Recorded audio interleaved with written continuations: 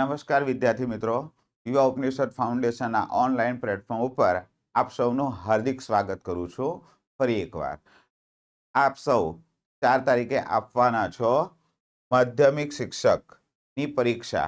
TAT સેકન્ડરીની પરીક્ષા આપવાના છો ધોરણ 9 અને 10 માટે, અને એ પરીક્ષાની અગાઉની તૈયારી સ્વરૂપે આપ સૌ અમારી સાથે જોડાયા છો અને આ 5 મોક ટેસ્ટ આપે આપી છે જે આપણી પ્રેક્ટિસ માટે હતી. ખૂબ પ્રયત્નશીલ છો આપ. શુભકામના પાઠવીએ છીએ અમારા પરિવાર તરફથી કે આપનું પેપર ખૂબ સરસ જાય, આપ એ પરીક્ષા પાસ કરો અને મેન્સ તરફ આગળ પણ વધો. આજે વિદ્યાર્થી મિત્રો આજ માધ્યમિક શિક્ષકના મોક ટેસ્ટ સોલ્યુશન 28/5/2023 રવિવારના રોજ જે એક્ઝામ યોજાઈ ગઈ એની અંદર પૂછાઈ ગયેલા ગુજરાતી ભાષા પ્રાવીણ્યના પ્રશ્નોનો વિગતવાર સોલ્યુશન જોઈશું. ઓકે, શરૂઆત કરીશું આપણા સોલ્યુશનની. સૌપ્રથમ યુવા ઉપનિષદ ફાઉન્ડેશન ઓનલાઈન એપ્લિકેશન ઓકે શું કરવાનું છે, પ્લે સ્ટોરમાં જઈને ઇન્સ્ટોલ કરવાની છે. અમારી સાથે જોડાયેલા રહો જેથી વધારેમાં વધારે નોલેજેબલ વિડીયો તમને મળતા રહે. ચાલો, સેકન્ડરી અને હાયર સેકન્ડરી પ્રિલિમ અને મેથ્સની ગુજરાતી ભાષા ક્ષમતા મેન્સ પેપર 1. ઓકે, આ તો આપને ખબર જ છે, ઘણા બધા વિદ્યાર્થીઓ અમારી સાથે જોડાયેલા પણ છે. ચાલો શરૂઆત કરીશું આપણા પ્રશ્નોની. સૌથી પહેલું આપણને પૂછાયું છે કે સમાનાર્થી શબ્દનો કયો વિકલ્પ ખોટો છે. સમાનાર્થી શબ્દનો ખોટો વિકલ્પ શોધવાનો છે વિદ્યાર્થી મિત્રો. ચાલો, કંચુકી એટલે કાચડી અને કામળો, આ સાચું છે.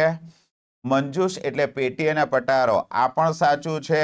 પ્રજ્ઞા એટલે બુદ્ધિ અને ડાહપણ અર્થ થાય, આ પણ સાચું છે. એટલે 3 સાચા મળી ગયા. એટલે ઓફિસલી તમારો જવાબ શું હોવો જોઈએ? ડી ઓપ્શન હોવો જોઈએ. ચાલો, અસી એટલે તલવાર અર્થ થાય છે પણ શ્યામ અર્થ થતો નથી, એટલે ખોટો વિકલ્પ શોધવાનો. રેડી થઈ ગયો ખોટો વિકલ્પ. ઓકે, અસી એટલે તલવાર થાય પણ શ્યામ અસિત, ધારો કે આમ કરીએ કે અસિત, તો અસિતનો અર્થ થાય છે શ્યામ. એટલે અહીં તો માત્ર અસી શબ્દ આપેલો છે. ઓકે, એટલે ડી ઓપ્શન તમારો જવાબ આવશે. ચાલો, આગલો શબ્દ છે તળપદા શબ્દ છે. ધ્યાન દઈને વિદ્યાર્થીઓ, તળપદા શબ્દનો કયો વિકલ્પ સાચો છે? ઓકે, સાચો વિકલ્પ શોધવાનો છે. ઓકે, ચાલો, ડોબો એટલે ભેંસ, આ સાચું છે. મૈણું એટલે મરણ, આ પણ સાચું છે. વગદા એટલે ફાફા મારવા, આ પણ સાચું છે. તો કયો વિકલ્પ સાચો છે? 3 તો જવાબ શું આવશે તમારો? ડી ઓપ્શન તમારો જવાબ આવશે. ત્રણેય સાચા છે. ઓકે, ચાલો, આગલો પ્રશ્ન વાક્ય રચનાનો છે. ધ્યાન દઈને, કાં તો માં આવશે અથવા ફોય આવશે. રેખાંકિત સંયોજકના પ્રકાર ઓળખાવો. હવે રેખાંકિત તો સંયોજક આ રહ્યું આપણું અથવા. ઓકે, ચાલો, તો હવે વાંચો ધ્યાન દઈને.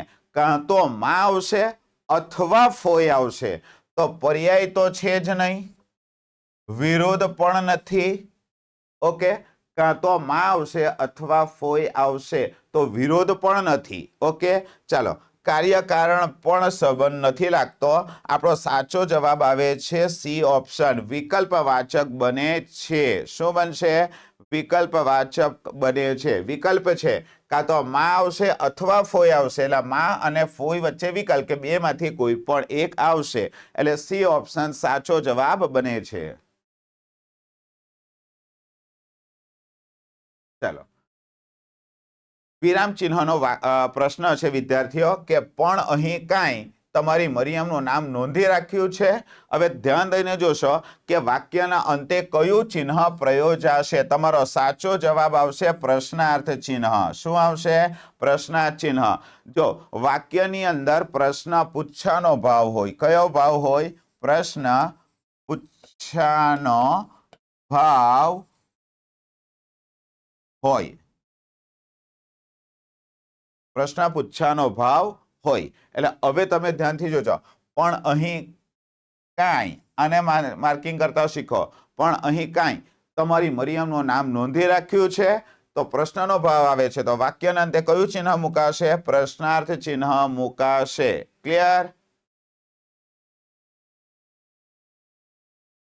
ચાલો, થોડું પાણી, તદ્દન મફત અને ઘેરો રંગ, રેખાંકિત પદો ઓળખાવો. રેખાંકિત એટલે થોડું પાણી. પાણી છે પણ કેટલું? થોડું. મફત છે, કેવું? તો કે તદ્દન મફત. અને રંગ છે પણ કેવો? તો કે ઘેરો. તો થોડું, તદ્દન અને ઘેરો એ શું બતાવે છે? કયા પ્રકારનું વિશેષણ છે? તો જો સંબંધવાચક તો છે જ નહીં, આશ્રયવાચી પણ નથી. હવે જથ્થા સૂચક છે તો જથ્થો આપણને થોડુંમાં જથ્થો બતાવે પણ તદ્દન અને ઘેરુમાં બતાવતો નથી. તો આ ઓપ્શન પણ જવાબ નહીં આવશે. આ ત્રણે ત્રણ શું બતાવે છે? માત્રા બતાવે છે. પાણી છે પણ કેવું? કે થોડું, તો માત્રા. મફત તો કેવું? તદ્દન, તો માત્રા. અને રંગ કેવો? તો ઘેરો, તો માત્રા સૂચક વિશેષણ બને છે. એટલે બી ઓપ્શન તમારો સાચો જવાબ આવશે. ચાલો, આવા વરસાદમાં મને ઊંઘ આવે ખરી. હવે આવે ખરીમાં ખરી જે છે એ રેખાંકિત નિપાતનો અર્થ બતાવવાનો છે. પ્રકાર નથી, અર્થની દ્રષ્ટિએ પૂછાયેલું છે. ડન. તો તમારો સાચો જવાબ આવશે સૌનો હકારનો અર્થ બતાવે છે. શું બતાવે છે? સૌનો હકારનો અર્થ. હવે તમે વાંચો, આવા વરસાદમાં મને ઊંઘ આવે ખરી.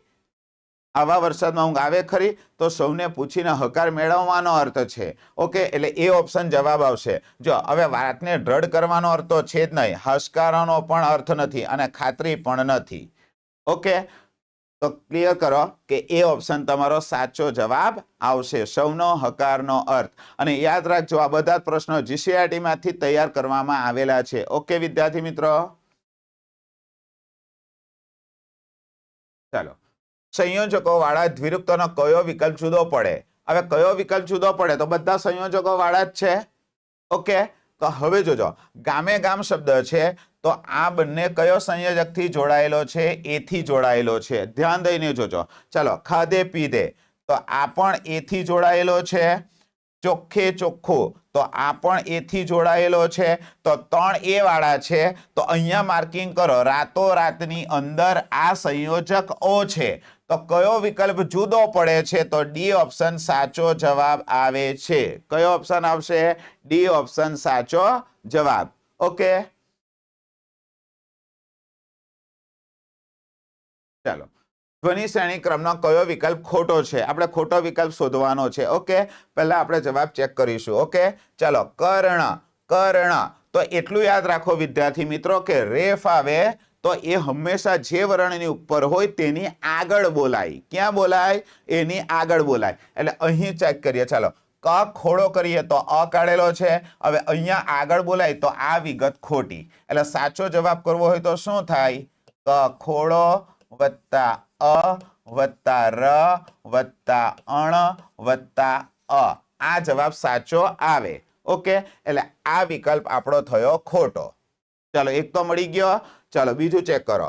જશ્ન, તો જ ખોડો કર્યો તો અ કાઢેલો છે. ચાલો, શ ને ન નો જોડાક્ષર, તો શ અને ન ખોડો તો ન, બંને જોડાક્ષર છે શબ્દના અંતે, તો અ કાઢવાનો. એટલે આ ઓપ્શન સાચો અને આપણે શોધવાનો છે ખોટો. ચાલો, ત્રીજું ચેક કરી લઈએ. બોલો, બિંદુ, બિંદુ, બિંદુ, તો બિંદુમાં અનુસ્વાર છે, તીવ્ર છે. એટલે બી પછી ઈ અને પછી ન કાઢેલો છે. એટલે આ સાચું. દુ, તો દ ખોડો કરીને ઉ કાઢેલો છે. તો આ પણ સાચો છે. ઓકે, ચાલો. શ્વેત, શ્વેત, તો સ ખોડો વત્તા વ ખોડો વત્તા અ. ચાલો, આ વિકલ્પ ખોટો, કારણ કે અહીંયા તો એની જગ્યાએ શું આવવું જોઈએ? એ આવવું જોઈએ. અની જગ્યાએ એ આવે. તો ચાલો, ડી ઓપ્શન પણ ખોટો થઈ ગયો. હા કે ના? તો આપણે ખોટો વિકલ્પ શોધવાનો છે. તો 1 અને 4 ક્યાં છે? આમાંથી જોઈ લેવાનું. જો 1 અને 2, 3 અને 4, 2 અને 3. ચાલો, ડી ઓપ્શન મારો સાચો જવાબ મને મળી ગયો. ક્લિયર? હા કે ના? ચાલો, કામ કરે ઈ જીતે રે માલમ, વાક્યનો કાળ ઓળખાવો. આ જે ઈ છે ને એ એના અર્થમાં છે. એટલે આ હકીકતમાં તમારું વાક્ય બને છે વર્તમાન કાળનું વાક્ય છે. શામાં? વર્તમાન કાળ. હવે તમને લાગે ભવિષ્યકાળ નથી સાહેબ? ના, ભવિષ્ય નથી. જો કામ કરે એ જીતે રે માલમ, તો આ ચાલુ વર્તમાન કાળમાં બને છે. અને ભવિષ્યકાળ હોય ને તો અહીંયા આ જીતે છે ને એને જીત શે રે માલમ કરવું પડે, શે ઉમેરવું પડે તો ભવિષ્ય બને. એટલે સાચો જવાબ અહીં બને છે સી ઓપ્શન.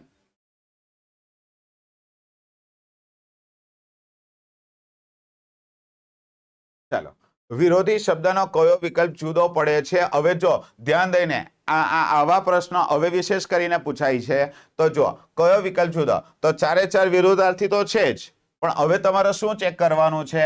અર્થની દ્રષ્ટિએ ચેક કરવાનું છે. ડન. તો ખ્યાતનું કુખ્યાત, તો કુ લાગ્યું ને, એટલે અહીં કયો અર્થ છે? ખરાબના અર્થમાં છે. ઓકે, ચાલો. સંસ્કાર, કુસંસ્કારમાં પણ કુ છે, એ ખરાબના અર્થમાં લાગેલું છે. ડન. ટેવ અને કુટેવ બોલીએ તો આ બી ખરાબના અર્થમાં છે. તો 3 ખરાબ થઈ ગયા, તો જુદું શું પડી ગયું? સી. કયો અર્થની દ્રષ્ટિએ જુદો પડતો વિકલ્પ. તો હવે મને પ્રશ્ન પૂછવાનો કે આબરૂ બે આબરૂ એ ખરાબ અર્થ નથી? ના, એ ખરાબના અર્થમાં નહીં, પણ શાના અર્થમાં છે? અભાવના અર્થમાં છે. આબરૂ તો બે આબરૂ, તો આબરૂ વગરનો, તો આબરૂનો અભાવ થયો કે નહીં? તો જો અર્થની દ્રષ્ટિએ વિરુદ્ધાર્થી પૂછેલા છે, તો અહીં સી ઓપ્શન તમારો જવાબ આવશે. ઓકે,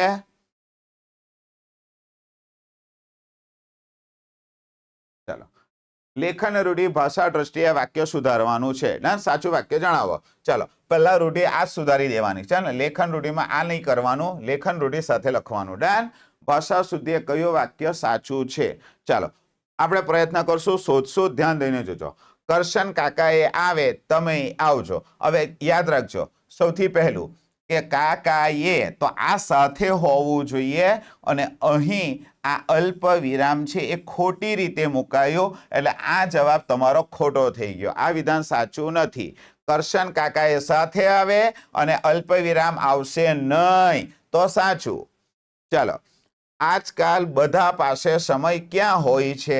આજકાલ બધા પાસે, તો બધા બહુવચનાર્થમાં છે, એટલે આ ક્યાં હોય છે પ્રશ્નાચિહ્ન સાથે છે. આ વિધાન સાચું, એટલે કયું વાક્ય સાચું? તો બી ઓપ્શન. મને એક જવાબ મળે છે. ઓકે, ચાલો આ જોઈએ.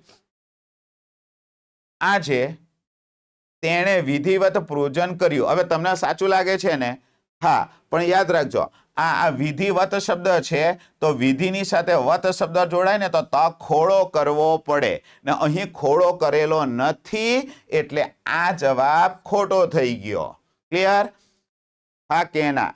વિધિવતમાં વત આવે ને જોડાઈને પાછળથી, તો ખોળો કરવાનો છે. ચાલો. હું નહીં આવું, તો પણ તેઓ આવશે. અહીં તો પણ શબ્દ છે, એમાં આ લેખા નહીં આવે, એટલે આ પણ ખોટું થઈ ગયું, એટલે બી ઓપ્શન સાચો જવાબ મળી ગયો. તો પણ શબ્દ સાથે લખવાનો છે. ક્લિયર? ચાલો. ઓકે, ચાલો. હવે જુઓ, સરસ મજાનું GCRT નું ઉદાહરણ છે. હા, ઢેફું, ઢોબરું, ધાણી અને ઢીંગલી કઈ ભાષાના શબ્દો છે? સાહેબ સીધો જવાબ કરી દઉં છું, દેશીય ભાષાના શબ્દો છે. શાના? દેશીય ભાષામાંથી. ગુજરાતી ભાષામાં મરાઠી, બંગાળી, ફારસી, અરબી, પોર્ટુગીઝ, અંગ્રેજી, સંસ્કૃત અને હિન્દી, બંગાળી, આ બધી ભાષાનો પ્રભાવ છે. અને સૌથી વધારે સંસ્કૃત અને દેશીય ભાષાના અહીંયા શબ્દોના ઉદાહરણ મળેલા છે. તો કઈ ભાષાના છે? આ દેશીય ભાષાના શબ્દો છે. ઓકે, ચાલો. સાચી જોડણી. સાહેબ સાચી જોડણી. ઓકે, ચાલો. મીટિંગ સાચું છે, બંને રસવાઈ આવશે. મિનિટ, બંને સાચું છે, મિનિટમાં પણ. ડન. ચાલો. મીડિયા, તો યાદ રાખજો કે અંગ્રેજી શબ્દો છે, તો આગલા બંને ઈ રસવાઈ છે, પણ અહીંયા કેવું એવું છે, તો ધ્યાન રાખો. મીડિયા બોલીએ ને, તો યની આગળ રસવાઈ જ આવે ને, એટલે આ પણ સાચું થઈ ગયું. યની આગળ આવેલો ઈ રસવાઈ લખાય, તો આ રસવાઈ જ છે. ઓકે, એટલે કઈ જોડણી સાચી જોડણી જણાવો? તો 3 3 સાચી, તો જવાબ શું આવશે? ડી ઓપ્શન સાચો જવાબ આવે છે. શું આવશે? D option. ચાલો, હવે જોજો, ધ્યાન દઈને વાંચો કે અમુથી વિદાય હતી, બાને આંખથી શ્રાવણ ભાદરવો વરસતા હતા. કયા પ્રત્યયો મુકાશે? પ્રત્યયો મુકાશે. ઓકે, ચાલો આપણે પ્રયત્ન કરશું. એક તો થી ખોટું છે, ને ખોટું, અને આંખથી, આ 3 પ્રત્યય ખોટા છે. તો એની જગ્યાએ શું મુકાશે? તો માર્કિંગ કરીએ. ચાલો બનાવીએ વાક્ય. ધ્યાન દઈને યોગ્ય પ્રત્યય મૂકવાનો છે. અમુની વિદાય હતી. હવે વાક્ય રચના બરાબર બેસે, તો પહેલું ની આવે છે, તો ની 3 જગ્યાએ છે. ડન. એટલે બી ઓપ્શન તો જવાબ આવવાનો જ નથી. ઓકે, ચાલો. અમુની વિદાય હતી.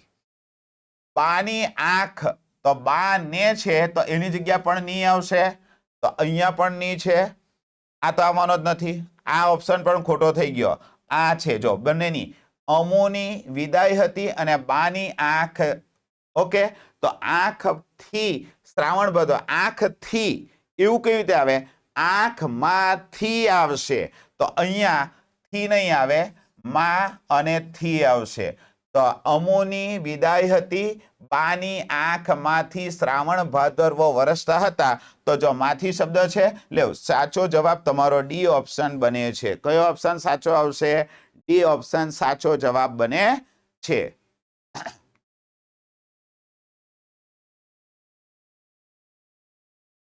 ઓકે, ચાલો નીચેનામાંથી કયો વિકલ્પ ખોટો છે?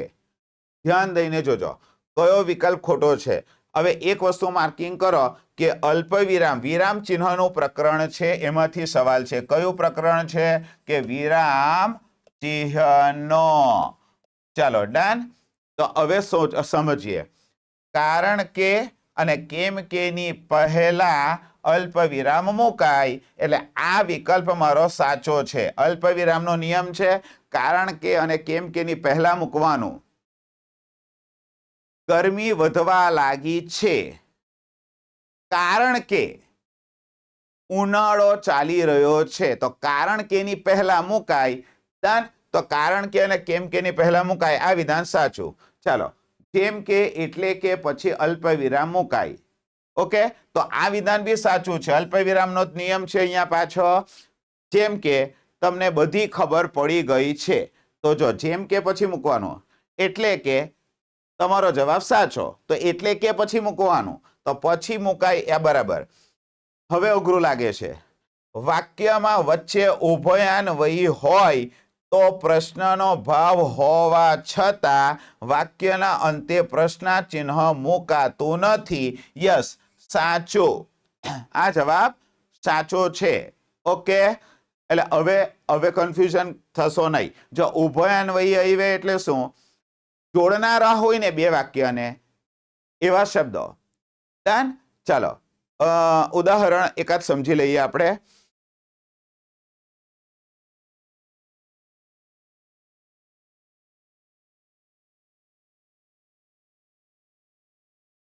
કંડક્ટરે કહ્યું, પછી અલ્પ વિરામ આવશે, હા કે ના. ડન. કંડક્ટરે કહ્યું, બોલો કેટલી ટિકિટ આપું? બોલો કેટલી ટિકિટ આપું? ઓકે, ચાલો હવે તમે ધ્યાનપૂર્વક જોજો. અહીંયા શું લખ્યું? કંડક્ટરે કહ્યું, બોલો કેટલી ટિકિટ આપું? ઓકે, તો હવે જોજો અહીંયા અંતે શું છે તે વાક્યમાં વચ્ચે ઉભયાન્વયી હોય તો પ્રશ્નનો ભાવ હોવા છતાં પ્રશ્નાચિહ્ન મુકાતું નથી. ડન. હા કે ના? એટલે શું ખબર? અહીંયા અલ્પવિરામ છે ને, તો અહીંયા મૂકવાનું. પણ ઉભયાન્વયી એટલે શું? ધારો કે હું અહીંયા કે મૂકી દઉં તો આ પછી અહીંયા ચિહ્ન મૂકવાનું નહીં. ઓકે, એટલે આ વિધાન સાચું. ખબર પડી ગઈ? આને ઉભયાન્વયી અવ્યય કહેવાય. આ બે વાક્યોને જોડવાનું કામ કરે. અને ઉભયાન્વયી હોય તો પ્રશ્નનો ભાવ હોવા છતાં વાક્યના અંતે પ્રશ્નાચિહ્ન મૂકવાનું નહીં. ક્લિયર? એટલે આ વિધાન પણ સાચું. ચાલો છેલ્લું આપણે ચેક કરી લઈએ. વાક્યની શરૂઆતમાં ક્રમસૂચક અંકો કે વર્ણ પછી માત્ર પૂર્ણ વિરામ મુકાય, આ વિધાન ખોટું. ચાલો, ખોટો વિકલ્પ મને મળી ગયો છે ડી. જો હવે વાક્યની શરૂઆતમાં ક્રમસૂચક અંકો કે વર્ણ પછી મુકાય, તો જો 1 2 3, તો આપણે તો આવી પદ્ધતિએ પણ લખીએ છીએ, તો બંને સાચું છે ને. તો અહીં શબ્દ છે માત્ર પૂર્ણ વિરામ મુકાય, તો ખોટું થઈ ગયું. તો ડી ઓપ્શન તમારો જવાબ બને છે. ક્લિયર વિદ્યાર્થી મિત્રો? હા કે ના? ચાલો, આપ જે પરીક્ષા આપવાનો છો એના માટેનું ટાટ માટેનું બુક લિસ્ટ અહીં આપ્યું છે. દરેકે દરેક પુસ્તક યુવા ઉપનિષદ પબ્લિકેશન પાસે અવેલેબલ છે, જે ગુજરાતના તમામ શહેરોમાં મળે છે. ઓકે, ગુજરાતી વ્યાકરણનો કોર્સ પણ આપણી પાસે રેકોર્ડેડ કોર્સ અવેલેબલ છે. ઘર બેઠા પણ આપ તૈયારી કરી શકો છો. યુવા ઉપનિષદ પબ્લિકેશનનું ગુજરાતી વ્યાકરણનું પુસ્તક, ઓકે, આ પણ અવેલેબલ છે. GCRT ને કેન્દ્રમાં રાખીને તૈયાર થયું છે, એટલે આ પણ તમારા માટે ઉપયોગી પુસ્તક રહેશે. ઓકે વિદ્યાર્થી મિત્રો, હજી સુધી આપ અમારી ચેનલ સાથે ના જોડાયા હોય તો ઝડપથી YouTube channel, Facebook, Instagram, WhatsApp સાથે જોડાયેલા રહો, જેથી અવનવા વિડીયો આપની આગળ લાવતા રહીએ. આની સાથે જ વિરમું છું. Thank you. નમસ્તે વિદ્યાર્થી મિત્રો, હું ગામિત વિજેન્દ્ર આપ સૌ વિદ્યાર્થી મિત્રોનું યુવા ઉપનિષદ ફાઉન્ડેશન ઓનલાઈન પ્લેટફોર્મ પર ફરીથી હાર્દિક સ્વાગત કરું છું. આઈ હોપ બધા વિદ્યાર્થીઓ સરસ મજા થઈ હશે, બરાબર? ઓકે, તો વિદ્યાર્થી મિત્રો, આજે ફરીથી આપણે યુવા ઉપનિષદ ફાઉન્ડેશન દ્વારા જે હવે આવનારી ટાટની જે પરીક્ષા છે, જે બધાને વિદ્યાર્થીઓને ખબર છે 4 તારીખે છે, બરાબર? તો એનું જે મોક ટેસ્ટનું જે 5મું જે આપણી સિરીઝ છે, એ 5મું પેપર, 5મા પેપરના જે પણ આપણા અંગ્રેજી ગ્રામરના જે ક્વેશ્ચન છે, એ અંગ્રેજી ગ્રામરના ક્વેશ્ચન્સ આજે આપણે સોલ્વ કરવાના છે. ઓકે, તો વિદ્યાર્થીઓ વધારે વાર નહીં કરતા આપણે એ પ્રશ્નોનું સોલ્યુશન શરૂ કરીએ. ઓકે, તો વિદ્યાર્થીઓ જરાક 1 મિનિટ લઈશ કે સોલ્યુશન શરૂ કરીએ પહેલા જો હવે પરીક્ષા ઘણી નજીક છે અને જે આપણો 15 માર્કનો જે સેક્શન છે, કયો તો કે વિદ્યાર્થીઓ 15 માર્કનો જે આપણો જનરલ આપણો જે સેક્શન છે, એમાં ધોરણ 9 અને 10 GCRT ની બુકનું એનું ખાસ તમે સોલ્યુશન કરજો, જેની અંદર આપણી જે ગ્લોસરી આવે છે એ ગ્લોસરીને લગતી, બરાબર, એના પછી જે એક્ટિવિટીઝ પણ આવે છે, તો એક્ટિવિટીઝની અંદર જે પણ ક્વેશ્ચન છે એ ક્વેશ્ચન ગ્રામરના એ તમે થોડુંક વ્યવસ્થિત રીતે ધ્યાન આપજો. ઓકે વિદ્યાર્થીઓ, અને જે માત્ર GCRT ની નહીં, NCERT ની પણ બુક જે છે, હવે કયા ધોરણની તમારે કરવી, તો એ તમારે 6, 7 અને 8, બરાબર? તો 6, 7 અને 8 ધોરણની જે બુક છે એ બુકનું પણ તમે એકવાર જરાક રિવાઇઝ કરી લેજો, કારણ કે વિદ્યાર્થીઓ બેઠા જે ક્વેશ્ચન છે પાઠમાંથી કન્વર્ઝેશનના પૂછાતા હોય છે, પછી સેન્ટેન્સ અરેન્જમેન્ટના પૂછાતા હોય છે, આવા બેઠા જે ક્વેશ્ચન છે તે ક્વેશ્ચન્સ અંદરથી આવશે. અને વિષય વસ્તુને જે લગતા સવાલ છે, જે ભાષાવાળા વિદ્યાર્થીઓ હશે, એ ભાષાવાળા વિદ્યાર્થીઓને પણ ખાસ કહું છું કે બુકને જ ટેલી કરો, બરાબર? GCRT ની અંદર જે પણ બુકના કન્ટેન્ટ, એટલે કે જે આપણા લેસન્સ છે, લેસનને લગતા જે પણ ક્વેશ્ચન છે એ ક્વેશ્ચન્સનું એનાલિસિસ કરજો. ઓકે, તો ચાલો આપણે શરૂઆત કરીએ. શરૂઆત કરતા પહેલા બધા વિદ્યાર્થી મિત્રો જાણતા જ હશે કે આપણી યુવા ઉપનિષદ ફાઉન્ડેશનની જે એપ્લિકેશન છે, એપ્લિકેશન પર આપણા જે અંગ્રેજી ગ્રામરનો, એટલે કે ઓનલાઈન રેકોર્ડેડ વિડીયો કોર્સ, બરાબર, આપણો અંગ્રેજી વ્યાકરણનો કોર્સ ઓલરેડી અવેલેબલ છે વિદ્યાર્થીઓ. તો જે પણ કોઈ વિદ્યાર્થીઓને ગ્રામરમાં હજી પણ કંઈ મૂંઝવણ હોય તો એ ગ્રામરની અંદર સોલ્યુશન કરવા માટે વ્યવસ્થિત તમે આ એપ્લિકેશનને ડાઉનલોડ શ્યોરથી કરજો. ઓકે, જે આ પરીક્ષા માટે નહીં પણ આવનારી પણ જે પણ પરીક્ષા છે એ પરીક્ષાને તમામ જેટલા પણ ચેપ્ટર છે એને લગતા તમામ ચેપ્ટર તમને આમાં એક્સપ્લેનેશન સારી રીતે સમજાવવામાં આવ્યા છે. ઓકે, ચાલો એના પછી વાત કરીએ વિદ્યાર્થી મિત્રો, તો તમારા માટે સૌથી બેસ્ટ એક ખાસ રજૂઆત છે. શું છે તો કે યુવા ઉપનિષદ ફાઉન્ડેશન એપ્લિકેશન લઈને આવ્યું છે તમારા માટે 70% ઓફ વિદ્યાર્થીઓ, 70% ઓફ. હમણાં લાસ્ટ ટાઈમ આપણે જોયું તો 50%, હવે 70% ઓફ છે. તો વિદ્યાર્થીઓ લાભ ઉઠાવજો. શું છે તો કે જે આપણા જેટલી પણ આપણા જે કોર્સિસ છે એ તમને ખબર જ હશે કે આપણી જે પણ અનુભવી ફેકલ્ટી છે, બરાબર, જે સચોટ ફેકલ્ટી છે, એ ફેકલ્ટીઓ દ્વારા આ જેટલી પણ પરીક્ષાઓને લગતા જે આપણા કોર્સિસ છે એ તમામ કોર્સિસના રેકોર્ડેડ વિડીયો કોર્સિસ આપણે અહીંયા અવેલેબલ છે, બરાબર? ઓકે, તો જેટલા પણ આપણા ગુજરાતી વ્યાકરણ, ભૂગોળ, શિક્ષક અભિયોગ્યતા, અંગ્રેજી ગ્રામર, ઓવરઓલ બધા જ વિષય પર આપણે શું છે તો કે 70% ઓફ, દરેક કોર્સિસ પર 70% ઓફ છે. તો વિદ્યાર્થીઓ વાર નહીં કરતા, બરાબર? તમને ખબર છે જ અહીંયા 4/6/2023 સુધી જ વેલિડ છે. ઓકે, સો હરી અપ. ચાલો એના પછી વાત કરીએ તો વિદ્યાર્થીઓ જો હવે આપણી જે હમણાં ટાટ જે આપણા 5 પગલા શિક્ષકના ચાલે છે એ શું છે તો કે જનરલના આપણા જે પણ પોર્શન છે એમાં આપણે લઈએ છે, પણ એના પછી પણ આપણા શું છે તો કે 5 પગલા સામાજિક વિજ્ઞાનના પ્રિલિમ્સ, એટલે કે વિભાગ 2 ની અંદર જે SS ના જે પેપરના આપણા કન્ટેન્ટને લગતા છે એની પણ મોક ટેસ્ટ સિરીઝ શરૂ કરી છે. તો જે પણ SS ના સબ્જેક્ટ વિદ્યાર્થીઓ ધરાવતા હોય તો આનો ખાસ અચૂકથી લાભ લેવા વિનંતી છે. ઓકે, ઓનલાઈન ટેસ્ટ છે, બરાબર, જેની ફીસ માત્ર કેટલી છે? 50 રૂપિયા. ઓકે, તો ચાલો શરૂ કરીએ. ચાલો, તો ક્વેશ્ચન્સ જે હતા આપણા ગ્રામરના, એમાં આપણો ક્વેશ્ચન નંબર 86 કયો હતો તો કે what were you and your mother doing at 9 PM yesterday? Give answer in assertive. Okay, ચલો પ્રશ્ન આપણને શું આપેલો છે કે વોટ વર યુ, કે ભાઈ તું અને અથવા તમે અથવા તમારી મમ્મી ગઈકાલે એટલે કે ગઈકાલે 9 વાગે રાતે શું કરી રહ્યા હતા. હવે એનો આન્સર આપણે આપવાનો છે હકારમાં. તો અહીંયા સૌથી પહેલા વિદ્યાર્થી મિત્રો આપણી પાસે જે કાળ પૂછેલો છે તે શું છે, તો કે ગઈકાલનો સમય છે આપણને. અને બીજું તમે જોઈ શકો છો આપણી ક્રિયા અહીં ચાલુ બતાવવાની છે. ઓકે, તો ચાલુ બતાવવાની છે તો આપણે ઓપ્શન અહીંયા જોઈએ. તો સૌથી પહેલા વિદ્યાર્થીઓને મૂંઝવણ એ હશે કે અહીંયા જે સબ્જેક્ટ છે એટલે કે જે સર્વનામ છે આપણી પાસે, એ સર્વનામને એક્ઝેક્ટલી લેવા કઈ રીતે. હવે યુ એન્ડ યોર મધર ઓલવેઝલી જે બોલનારો હોય છે, બરાબર, બોલનાર એટલે સ્પીકર અને સાંભળનાર એટલે કે લિસનર. બોલનાર જે વ્યક્તિ હોય, બરાબર, તે શું કહે છે કે તમે, તો સાંભળનાર એ વ્યક્તિ પર સર્વનામ કઈ આવશે તો કે આઈ.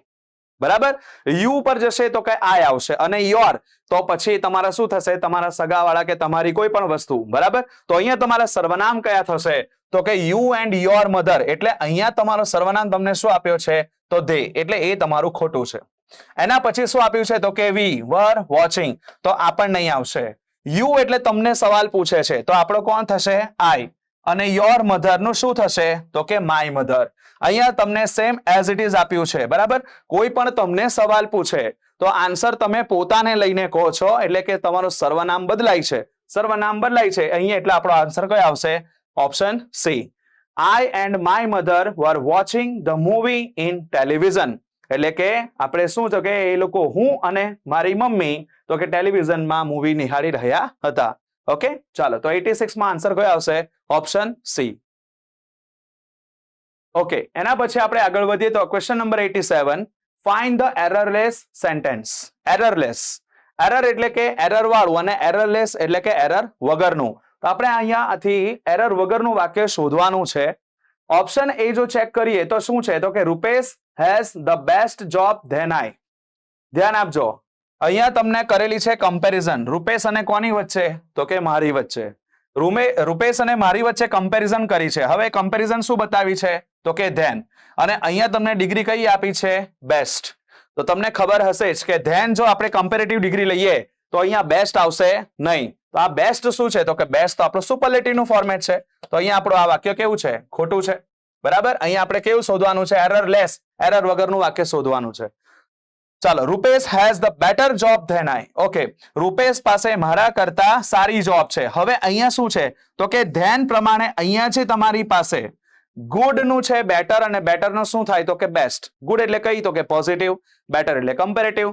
તો ધેન પ્રમાણે અહીંયા બેટર બરાબર છે, પરંતુ બેટરમાં અહીં જે ધ તમને આર્ટિકલ આપ્યો છે એ કેવું છે, એ ખોટું કહેવાય. બરાબર, તો દરેક શબ્દનો ધ્યાન રાખજો ગ્રામરની અંદર, કારણ કે એક શબ્દના લીધે આખું સ્ટેટમેન્ટ તમારું ખોટું થઈ જતું હોય છે.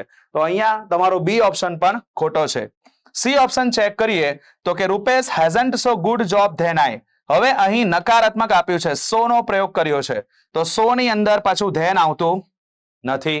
બરાબર, તો પોઝિટિવ ડિગ્રીમાં આપણે નકારમાં સો લઈએ છીએ તો પાછળ શું આવે છે તો કે એસ. તો અહીંયા ધેન પણ નહીં આવશે, એટલે આ વાક્ય પણ ખોટું છે.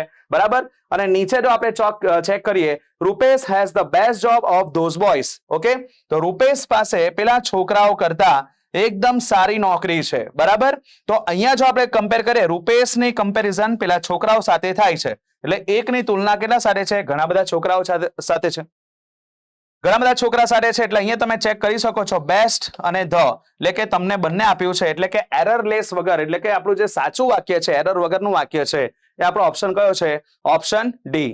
ઓકે, તો આ જે ડિગ્રીના સવાલ છે, ડિગ્રીની અંદર જે નાના અમુક શબ્દ છે એ શબ્દને ભૂલ કરીને એટલે તમને આપે છે, તો ઓપ્શન આપણો કયો છે ઓપ્શન ડી. ઓકે, ચાલો નેક્સ્ટ ક્વેશ્ચન છે આપણો question number 88, find the correct antonym pair. સાચી આપણે વિરોધી પેર શોધવાની છે. બરાબર, તો આપણી પાસે ઓપ્શન છે ABCD 4 ઓપ્શન છે, ઇનકોર્પોરેટ, સેપરેટ, પાર્ટિસલ, ક્રમ, ફેઇન, ડીમ, પ્રિઝન અને જેલ. તો કે વિદ્યાર્થીઓ આ બધા જે તમે શબ્દ જે ક્યાંથી કરશો, તો આ બધા જે વર્ડ્સ છે, આ બધા વર્ડ્સ તો આપણા 9મા અને 10મા ધોરણના જે પાઠ્યપુસ્તક જે છે, બરાબર, GCRT ના જ એ છે, એની અંદર જે આપણા લેસન્સ આવે છે, લેસન છે, પ્રોઝ છે, કંઈ પણ જે સ્ટેન્ઝા જેવું છે એના અંદર જે સમાનાર્થી એટલે કે જે આપણે તમને ખબર હશે જ કે પાઠ પદ એટલે આપણે સમાનાર્થી શબ્દ આવે, તેવી જ રીતે આપણે આ બુકમાં પણ એવરે ગ્લોસરી આવે છે, તો દરેક પાઠને લગતી આપણે આ ગ્લોસરી આવશે જ, તો એમાંથી જ તમારે શબ્દો કરવાના છે, નવા વોકેબમાં નથી જવાનું. ઓકે, ચાલો તો અહીંયા શું આપ્યું છે તો કે ઇનકોર્પોરેટ. ઇનકોર્પોરેટનો અર્થ શું થાય તો કે સમાવિષ્ટ કરવું. બરાબર, સમાવિષ્ટ એટલે શું કરવું તો કે ભેળસેળ કરવી. બરાબર, એટલે કે ભેગું કરી દેવું. અને બાજુમાં શું લખેલું છે તો કે સેપરેટ. સેપરેટ એટલે શું કરવું તો કે અલગ કરવું, એટલે ભેગું કરવું અને પછી અલગ કરવું. એટલે તમને ખબર પડી ગઈ છે કે આ એક આપણી એન્ટોનિમ પેર છે. ચાલો બીજા આપણે શબ્દ જોઈએ, પાર્ટિસલ અને ક્રમ. તો કે પાર્ટિસલ એટલે શું તો કે નાના ભાગમાં વિભાજિત કરવું અથવા નાનો કણ. તો ક્રમ પણ એનો જ એક ભાગ છે. બરાબર, કે એટલે ક્રમ એટલે શું તો કે નાનો કણ જેવું. તો અહીંયા બંને કેવા છે તો કે બંને તમારા સમાનાર્થી છે. આ આપણો કેવો છે એન્ટોનિમ છે. નીચે જોઈએ આપણે ફેન્ટ અને ડીમ. તો કે ફેન્ટ એટલે શું તો કે ફેન્ટ એટલે ચક્કર પણ થાય અને ફેન્ટ એટલે શું થાય તો કે ઝાંખું પણ થાય. તો અહીંયા એની બાજુમાં જે શબ્દ લખેલો છે કયો ડીમ, તો ડીમનો અર્થ પણ શું થાય છે તો કે ઝાંખું જ છે. તો બંને આ પણ આપણા કેવા છે, બંને સમાનાર્થી શબ્દ છે. નીચે આપણે જોઈએ તો કે પ્રિઝન અને જેલ, જેને આપણે ખબર છે બધા શું કહે છે તો કે કેદખાનું. તો આ પણ બંને કેવા છે સમાનાર્થી. આપણો સવાલ શું છે એન્ટોનિમ, તો આન્સર આપણો કયો આવશે ઓપ્શન એ. ઓકે, તો ગ્લોસરી જોતા રહેજો, ચેક કરતા રહેજો. ઓકે, આમાંથી જ બધું આવશે. ચાલો આગળ આપણે સવાલ જોઈએ. Question number 89, રીએરેન્જ the conversation sentence. ચાલો પાછો એક સવાલ છે કે કન્વર્ઝેશન એટલે કે જે વાર્તાલાપ છે, એ વાર્તાલાપને આપણે એ વાર્તા એટલે કે જે પણ એના સ્ટેટમેન્ટ હશે એ સ્ટેટમેન્ટ પ્રમાણે પહેલું છે બીજું છે કયું આવશે એ પ્રમાણે આપણે ચેક કરીએ. ચાલો પહેલો ઓપ્શન છે એટલે કે બે કરતા છે તમારા આમાં, બે સબ્જેક્ટ છે રીના અને સાક્ષી, બંનેના સ્ટેટમેન્ટ આપેલા છે. Reena, I love it but sorry for today. Okay, Sakshi, do you want to go out for dinner tonight. એટલે સાક્ષી કહે છે કે શું તું આજે રાતે ડિનર કરવા ઈચ્છે છે. બરાબર, એટલે કે ડિનર કરવા જવા માટે ઈચ્છે છે. રીના કે yes it is good idea. તો હવે આઈ થિંક સો જોઈએ તો પહેલું વાક્ય છે એ નથી આવતું, પણ બીજું આઈ થિંક સો કદાચ પહેલું છે કે સવાલ પૂછે છે કે સાક્ષી રીનાને પૂછે છે કે શું તું ડિનર માટે જવા ઈચ્છે છે બહાર. તો રીના એનો આન્સર આપે છે yes it is good idea, what would you prefer. એટલે કે રીના કહે છે કે સારો વિચાર છે, ચાલો ડિનર માટે શું પ્રિફર કરી શકશે તું. તો એના પછી આપણે આ લઈ શકીએ. એના પછી જો જોઈએ તો સાક્ષી તરત કહે છે well what do you think about Punjabi food. એટલે કે સારું છે તો કે શું તો કે પંજાબી ફૂડ વિશે શું વિચારે છે તું. તો અહીંયા આના પછી આપણે આ લઈ શકીએ. અને એના પછી પહેલું વાક્ય છે રીના પરથી છે કે યસ આઈ લવ ઇટ. શું તો કે હા પંજાબી ફૂડ ને મને ખાવાનું ગમે છે, બટ સોરી ફોર ટુડે, પણ આજ માટે સોરી. તો આપણે જો કન્વર્ઝેશન અહીંયા બેસાડીએ એટલે કે જો વાક્યને આપણે એરેન્જ કરીએ તો બીજું, ત્રીજું, ચોથું અને ચોથા પછી કયું આવશે પહેલું. તો કે આપણો સેકન્ડ નંબર ઓપ્શનમાં કયો છે પહેલો, તો 4, અહીંયા 4 છે, અહીંયા 3 છે, અહીંયા 1 છે. તો આ 2, 3, 4 અને 1. તો આપણો ઓપ્શન કયો સાચો આવશે, ઓપ્શન બી. ઓકે, તો આ કન્વર્ઝેશન પણ ક્યાંથી પૂછાશે, બધું જ તમારે જીસીઆરટી માંથી ફોકસ વધારે કરવાનું છે. બરાબર, એ લોકોએ કીધું છે કે કઠિનતા જે લેવલ છે એટલે કે હાર્ડ લેવલ જે છે એ લોકો ગ્રેજ્યુએશન સુધી લઈ જશે, પણ આ વખતે સિલેબસ લેન્ધી પણ છે, પેપરના પ્રકાર પણ અલગ અલગ છે. તો સૌથી પહેલા તમારે ધ્યાન આપવાનું છે જીસીઆરટી ની બુક. અને ભાષાવાળા વિદ્યાર્થીઓને આગળ પણ કીધું છે કે જે આપણી એનસીઆરટી ની બુક છે, એનસીઆરટી ની બુકમાં પણ જે આપણું હવે 9, 10 છે, તો આપણે 6, 7 અને 8 ના જે લગતા સવાલ છે એ પણ તમે એકવાર જોઈ જજો. ઓકે, અને આવા જે વાર્તાલાપ હશે એ વાર્તાલાપને ખાસ જોજો, કારણ કે તમે ખ્યાલ હશે કે ટેટ 2 નું જે પેપર હતું એ ટેટ 2 ના પેપરની અંદર એક મચ્છર વાળું કે મોસ્કિટો વાળું ઉદાહરણ હતું. આ જે મોસ્કિટો વાળું ઉદાહરણ હતું વિદ્યાર્થીઓ, આ 9મા ધોરણની બેઠી જીસીઆરટી ની બુકમાંથી જ હતું. બરાબર, પેપરને ટેલી કરી જોજો. હવે આજે કીધું છે તો એકવાર જોજો અંદરથી કે સાચું છે કે નથી. આ કન્વર્ઝેશન ખાસ આના પૂછાય છે. બરાબર, તો માર્ક્સ ન કપાય એટલા માટે ધ્યાન રાખજો અહીંયા. ચાલો નેક્સ્ટ ક્વેશ્ચન તરફ આપણે આગળ વધીએ. ચાલો નેક્સ્ટ ક્વેશ્ચન શું છે તો કે પિક્ચર આધારિત આપણો એક પ્રશ્ન છે. Question number 90, give the name of picture. બરાબર, તો તમારી સામે એક પિક્ચર છે અને તેમના તમને અલગ અલગ નામ આપેલા છે. હવે આ પિક્ચર પણ ક્યાંથી કરવા, તો જે પાઠની અંદર એટલે કે લેસનની અંદર આવા જે ડિફરન્ટ જે પિક્ચર હશે તમારા, એ પિક્ચરોનું ખાસ ધ્યાન રાખવું, પિક્ચરોના આપણે કન્ટેન્ટ જે છે એનાલિસિસ કરવા. બરાબર, તો ચાલો આપણે જોઈએ. તો આ કઈ પિક્ચર જોઈને તાજમહલ નથી, હા, એટલે કે ઝૂમ કરીએ. બરાબર, પેપરમાં જોયું હશે તમે ધ્યાનથી, તાજમહેલ આવો નથી હોતો. બરાબર, આ જે રાઉન્ડ સ્ટ્રીપ છે રાઉન્ડ સ્ટ્રીપ નથી આ. બરાબર, તો અહીંયા આપણે આ તાજમહલ નથી. बीबी का मकबरा पण નથી બરાબર ક્યાં આવેલું છે આઈ થિંક ખ્યાલ હશે ઔરંગાબાદ મહારાષ્ટ્ર ચાલો કાંકરિયા લેક પેલેસ પણ નહીં આવશે તો અહીંયા જે છે શું છે તો કે મોહમ્મદ મકબરા અથવા એને મહામત મકબરા પણ કહેવાય છે બરાબર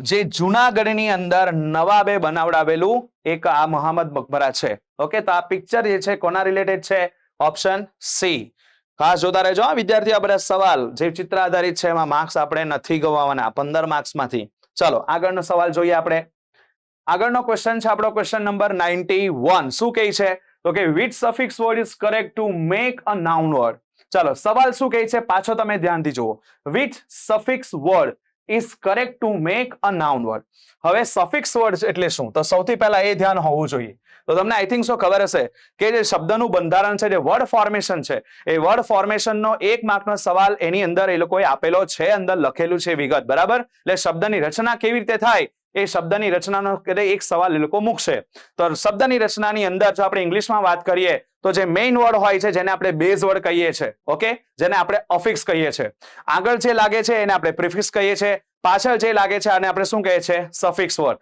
તો અહીંયા આપણે શું છે તો કે કેવો અહીંયા નીચેનામાંથી એવો સફિક્સ એટલે કે પાછળ જે પ્રત્યય લાગે છે તો અહીંયા શું બનાવવાનું છે તો કે આપણે નાઉન બનાવવાનું છે એટલે કે શું બનાવવાનું છે નામ ચાલો હવે જે વિદ્યાર્થીઓ આ વર્ડ ફોર્મેશનનું ચેપ્ટર જોયું હશે અથવા વાંચ્યું હશે કે આ શબ્દ કઈ રીતે સોલ્વ થાય તો એમને ખ્યાલ આવી ગયો હશે અને નહીં ખ્યાલ આવે તો હું તમને અહીંયા જે શબ્દ તમારી પાસે છે એ શબ્દનું થોડું તમને નોલેજ આપી દઉં પહેલો જે વર્ડ છે કોમ્પ્રોમાઇઝ બરાબર હવે તમને સવાલ જે છે કઈ રીતે પૂછે આપેલ શબ્દ શું છે ચાલો નહીં દેખાતું હશે હું તમને લખું છું અહીંયા વર્બ હવે આ જે શબ્દ છે આ શું છે તો કે વર્બ છે તો કેવી રીતે ખબર પડે તો કે તમે વાંચો તમે આ બધા વર્ડ જે શબ્દની પાછળ આપણા સફિક્સ ISE બરાબર FY ZE ING ED આ બધા શબ્દ લાગે એટલે એ આપણા કોણ બને છે તો કે ક્રિયા બને છે બરાબર તો અહીંયા શબ્દ તમે જોઈ શકો છો શું છે તો કે કોમ્પ્રોમાઇઝ બરાબર હવે આવી રીતે બીજો પણ એક શબ્દ છે હું તમને કહું કયો શબ્દ છે તો કે સરપ્રાઈઝ હવે સરપ્રાઈઝમાં જો તમે જુઓ ને તો જો અહીંયા આ બાજુ ધ્યાન આપો તમે તો કે અહીંયા આપણી પાસે હું અહીંયા લખું છું જોજો આ એક સરપ્રાઈઝ છે અને આ એક બીજો પણ સરપ્રાઈઝ આવે છે હવે વિદ્યાર્થીઓ અહીંયા સરપ્રાઈઝ અને સરપ્રાઈઝ તો અહીંયા તમારી પાસે શું છે તો કે આ જે ISE છે અહીંયા જો તમે અહીંયા પણ SE આવે છે અને અહીંયા શું આવે છે આ CE આવે છે તો અહીંયા આવા જે પાછળ આપણા જે લાગતા શબ્દો છે એ શબ્દો ખાસ જોઈ જવા અહીંયા આ શબ્દ તમારો શું છે તો કે આ વર્બ કહેવાય સરપ્રાઈઝ આપવી અને આ સરપ્રાઈઝ એટલે શું તો કે આ તમારો નાઉન કહેવાય બરાબર હવે અહીંયા શું છે બીજો ઓપ્શન પોઈન્ટલેસ એટલે કે પોઈન્ટ વગરનું બરાબર તો પોઈન્ટ વગરનું એટલે તમે હવે પાછળ તમને શું દેખાય છે LESS હવે LESS એટલે શું થાય તો કે હવે એ શબ્દ આપણો છે એડજેક્ટિવ વિશેષણ છે વિદ્યાર્થીઓ તો હવે એવા કેવા વર્ડ હોય સફિક્સ બરાબર તો શબ્દની પાછળ જ્યારે તમે અહીંયા ING પણ લગાવી શકો આની પાછળ ED પણ લગાવી શકો બરાબર એના પછી અહીંયા તમને આપેલું છે LESS એના પછી તમારું ABLE એટલે જેને આપણે કહીએ છીએ એબલ આ બધા જે શબ્દ છે તમને ખબર હશે કેરફુલ છે ચેરફુલ છે બરાબર ડેન્જરસ છે આ OUS વાળા તો આ બધા જે પાછળ બંધારણ છે તો આ આપણા શબ્દ કયા બને તો કે આપણા એડજેક્ટિવ બને છે એના પછી નીચે ઉતરે ઇનોવેશન એટલે તમને ગુજરાતીનો અર્થ ખબર હશે જ પણ અહીંયા તમે પાછળ જો શું આપેલું છે અહીંયા TION તો અહીંયા તમારો આ TION શું બનાવે છે તો કે સર આ નાઉન બનાવે છે તો કેવા એવા શબ્દ છે બીજા તો જેની પાછળ આપણે આ બધું લગાવી શકીએ તો કે AGE મેરેજ બરાબર ડમ ફ્રીડમ પછી અહીંયા પાછળ શું આપેલું છે તમને TION એટલે કે અહીંયા તમને તો કે ફોર્મેશન શબ્દ છે ઇનોવેશન શબ્દ છે એના પછી માત્ર તમે જો વાય લગાવો તો વાય શબ્દથી પણ એ શું બને છે તો કે વિશેષણ લક્ઝરી ચેરિટી ડિસ્કવરી એક્ટિવિટી આ બધા શબ્દ તમારા કયા છે તો કે આ બધા શબ્દ તમારા શું બનાવે તો કે નાઉન બનાવે બરાબર એના પછી નીચે ઉતરીએ તો કે ઓકવર્ડ એટલે કે કેવું દુર્લભ બરાબર હવે આમાં તમે જો પાછળ તમે બંધારણ જોશો શું જોવો છો WARD હવે શબ્દની પાછળ જ્યારે LY શબ્દની પાછળ જ્યારે WARD વાડ શબ્દની પાછળ જ્યારે વોઇસ આવા જ્યારે તમારું બંધારણ હોય તો શબ્દ કયો છે તમારો બને તો કે ક્રિયા વિશેષણ બને એટલે કે એડવર્બ બને. અને અહીંયા તમારે શબ્દ કયો બનાવવાનો છે નાઉન. તો આપણો આન્સર કયો આવશે ઓપ્શન સી ઇનોવેશન. ખાસ તમારા શબ્દ યાદ રાખજો. આ બધા વર્ડ ફોર્મેશન ને ખાસ એકવાર એનાલિસિસ કરજો. ઓકે ચાલો ક્વેશ્ચન નંબર 92 માં આપણે ચેક કરીએ. Observe the suggestion and fill in the blank. બરાબર સજેશન અહીંયા આપણને કંઈ આપ્યું છે અને ખાલી જગ્યા આપણે ભરવાની છે. તો કે I am really dash could you bring a glass of water. Okay અહીંયા ખરેખર શું છે એ તો અહીંયા શું કહે છે એના માટે કે અહીંયા કઈ છે. બરાબર કે આઈ થિંક ભૂખ્યો છે, ફની છે, તરસ્યો છે, જોલી એટલે ખુશ છે. તો અહીંયા શું કહે છે કે food you bring a glass of water means તમને ખબર પડી ગઈ છે કે શું તમે એક ગ્લાસ પાણીનો લઈ આવશો. તો કે પાણીનો ગ્લાસ માંગે ઇટ મીન્સ કે તરસ્યો હશે અને તરસ્યો હશે તો અહીંયા જોલી એટલે ખુશ, હંગ્રી એટલે ભૂખ્યો, ફની એટલે રમૂજી અને થ્રસ્ટી એટલે તરસ્યો. તો આપણો ઓપ્શન કયો આવશે ઓપ્શન ડી. ઓકે ચાલો એના પછી આગળ વધીએ. ક્વેશ્ચન નંબર 93 માં ચેક કરીએ શું છે તો કે shall we go for a walk in the evening. પ્રશ્ન આપણે એક આપ્યો છે પ્રશ્નાર્થ વાક્ય કે shall we go for a walk in the evening કે શું આજે એટલે કે શું અમે સાંજના વોક માટે જઈએ. બરાબર જઈશું. સેન્ટેન્સ લખવાનું છે આપણે rewrite the sentence with let કે ચાલો આપણે સાંજના વોક માટે જઈએ. બરાબર તો અહીંયા આપણે લેટ પરથી જો વાક્ય બનાવીએ લેટ પરથી વાક્ય બને એટલે આપણું વાક્ય કેવું થાય છે તો કે ઇમ્પેરેટિવ વાક્ય બને. તો ઇમ્પેરેટિવમાં ધ્યાન રાખવા જેવું શું છે તો કે ઇમ્પેરેટિવ સ્ટેટમેન્ટ જે હોય ઇમ્પેરેટિવ સ્ટેટમેન્ટ આપણું સૌથી પહેલા સિમ્પલ પ્રેઝન્ટ આપણો આવતો હોય છે એટલે કે સાદા વર્તમાન કાળમાં આપણે રાખવાનું હોય છે. બરાબર એટલે ક્રિયાનું V1 રૂપ જ આપણે લેવાનું છે. V1 નું રૂપ એટલે ખાસ ધ્યાન રાખજો લેટ વાળા જે વાક્ય છે લેટ પછી શું આવે છે તો કે જે કર્તા હોય છે એ કર્તાનો ઓબ્જેક્ટિવ કેસ એટલે કે કોઈ પણ કર્તા છે સપોઝ સમજી લો કે આઈ છે તો લેટ પછી એનો ઓબ્જેક્ટ કોણ છે તો લેટ પછી એનો ઓબ્જેક્ટ કોણ છે me. Let me, let her, let them, let us. Okay તો આ બધા લેટ પછી તમારા સીધા તમારા કર્તા આવે છે એટલે કે ઓબ્જેક્ટના રૂપમાં. તો અહીંયા જો આપણે ચેક કરીએ તો કે લેટ પછી તમને શું આપ્યું છે વી. તો આગળ તમારે વાક્ય વાંચવાની જરૂરત જ નથી. બરાબર બીજું વાક્ય આપણે ચેક કરીએ let us to go for a walk in the evening. Okay આ આવી શકે છે. આગળ વધીએ લેટ્સ ગો છે અને અહીંયા શું છે લેટ્સ. અહીંયા પણ લેટ્સ છે. તો હવે બી સી ને ડી ને જો ફોકસ કરીએ શું કીધું તો કે લેટ વાળા વાક્યની અંદર ક્રિયા જે આવે છે એ ક્રિયા કઈ છે તો કે બેર ઇન્ફિનિટિવ. હવે સર બેર ઇન્ફિનિટિવ એટલે શું થાય. બેર ઇન્ફિનિટિવ એટલે કે ક્રિયા એના મૂળ સ્વરૂપમાં હોય. બરાબર તો એને બેર ઇન્ફિનિટિવ કહેવાય છે.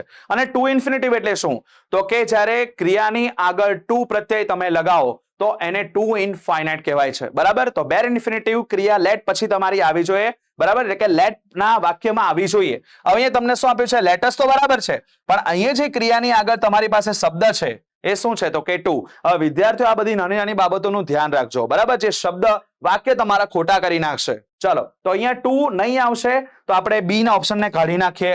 અહીંયા તમારી પાસે છે let's go for a walk in the evening. Okay અહીંયા ગો ની પહેલા તમને ટુ નથી આપ્યું આને લઈ શકીએ છે. નીચે આપણે ચેક કરીએ let's allow to go four.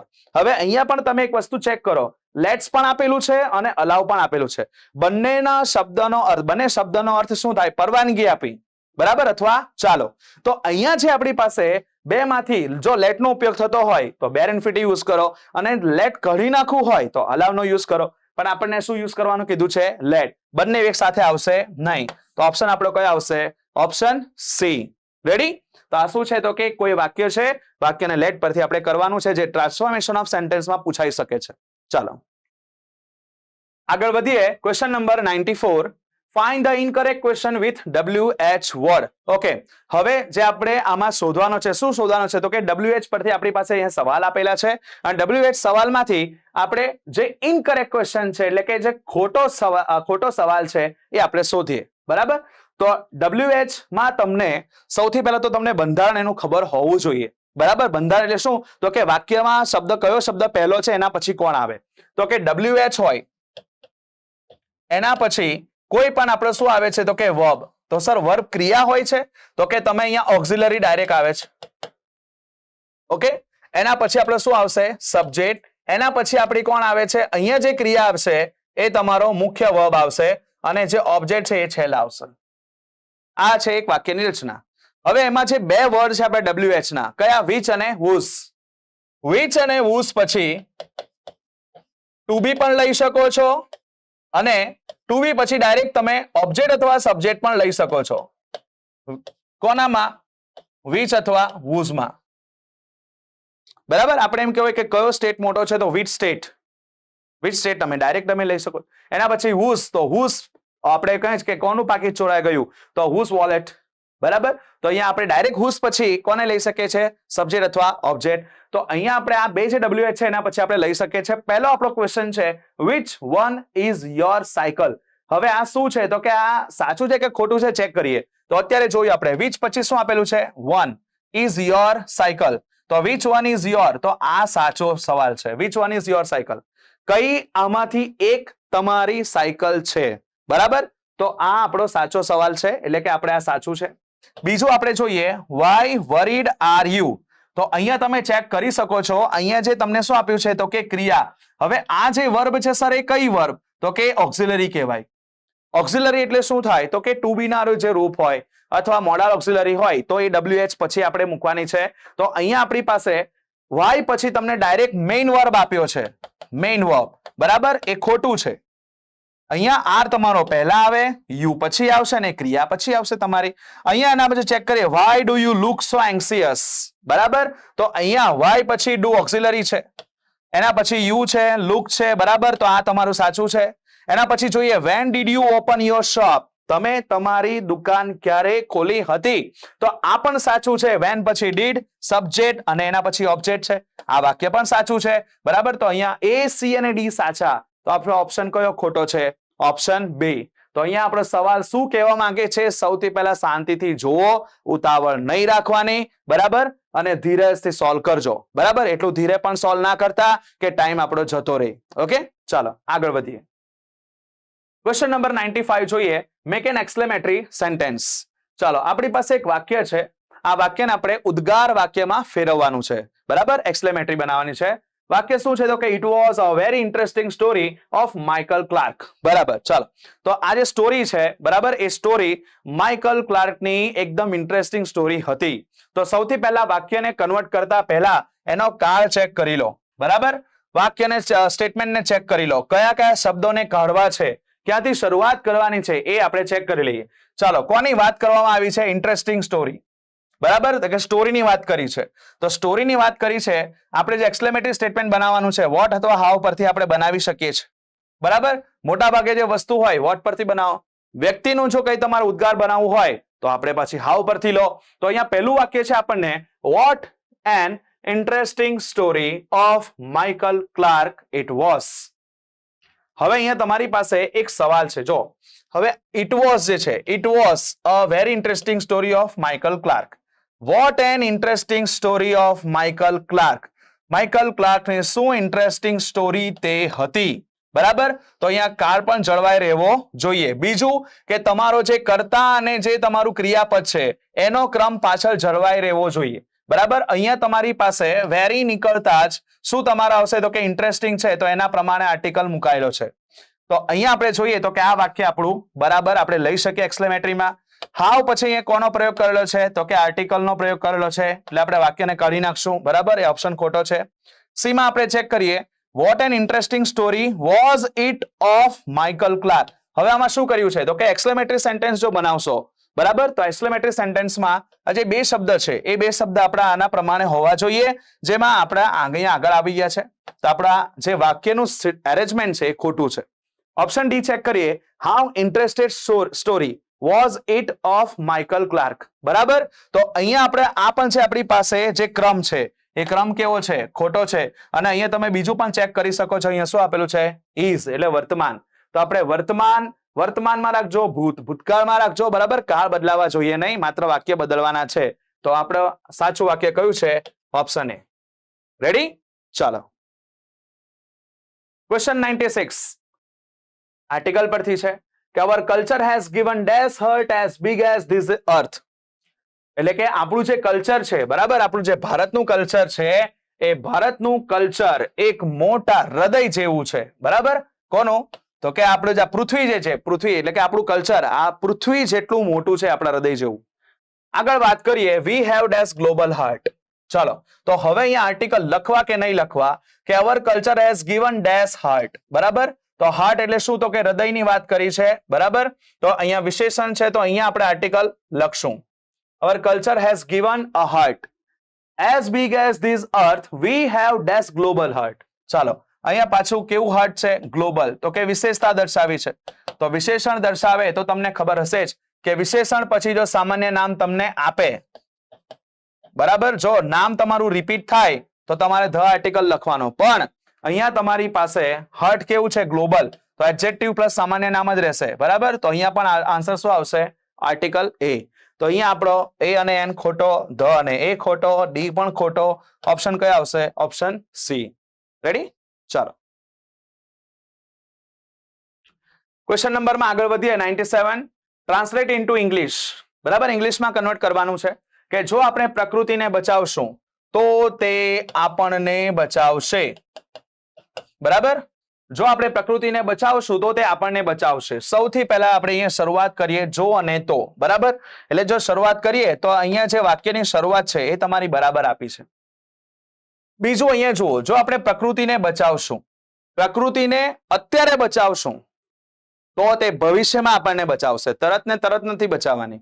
તો સૌથી પહેલા જે વાક્ય તમે વાંચો છો એ વાક્યનો કાળ સૌથી પહેલા ચેક કરી લો. તો અહીંયા આપણે પ્રકૃતિને બચાવશું, તો આ તમારું શું છે? તો કે પ્રેઝન્ટ. તો તે આપણને બચાવશે ક્યારે? તો કે ફ્યુચરમાં, એટલે કે ભવિષ્યકાળમાં. તો આ રીતના સૌથી પહેલા તમે જોઈ લો, વાક્યને ટેન્સમાં ચેક કરી લો અને એના પછી તમે અહીંયા આન્સર શોધો. આપણે શું કરીએ છીએ? આપણને જે સાચું લાગે ને આપણે કન્ટિન્યુ કર્યા જ કરતા હોય છે. તો અહીંયા પ્રેઝન્ટ અને ફ્યુચર, તો અહીંયા શું આપ્યું છે? સેવ્ડ. એ જોતા જ તમને ખબર પડી જશે કે આ ખોટું છે. નીચેનું વાક્ય પણ જોઈએ તો કે ઇફ વી સેવ્ડ નેચર, અહીંયા પણ શું આપેલું છે? આ પણ ભૂતકાળ છે. બરાબર, નીચે ઉતરીએ. If we save nature, she will save us. જો આપણે તેણીને બચાવશું એટલે કે પ્રકૃતિને બચાવશું તો તેણી આપણને બચાવશે. શી. સર શી કેમ લખ્યું અહીંયા?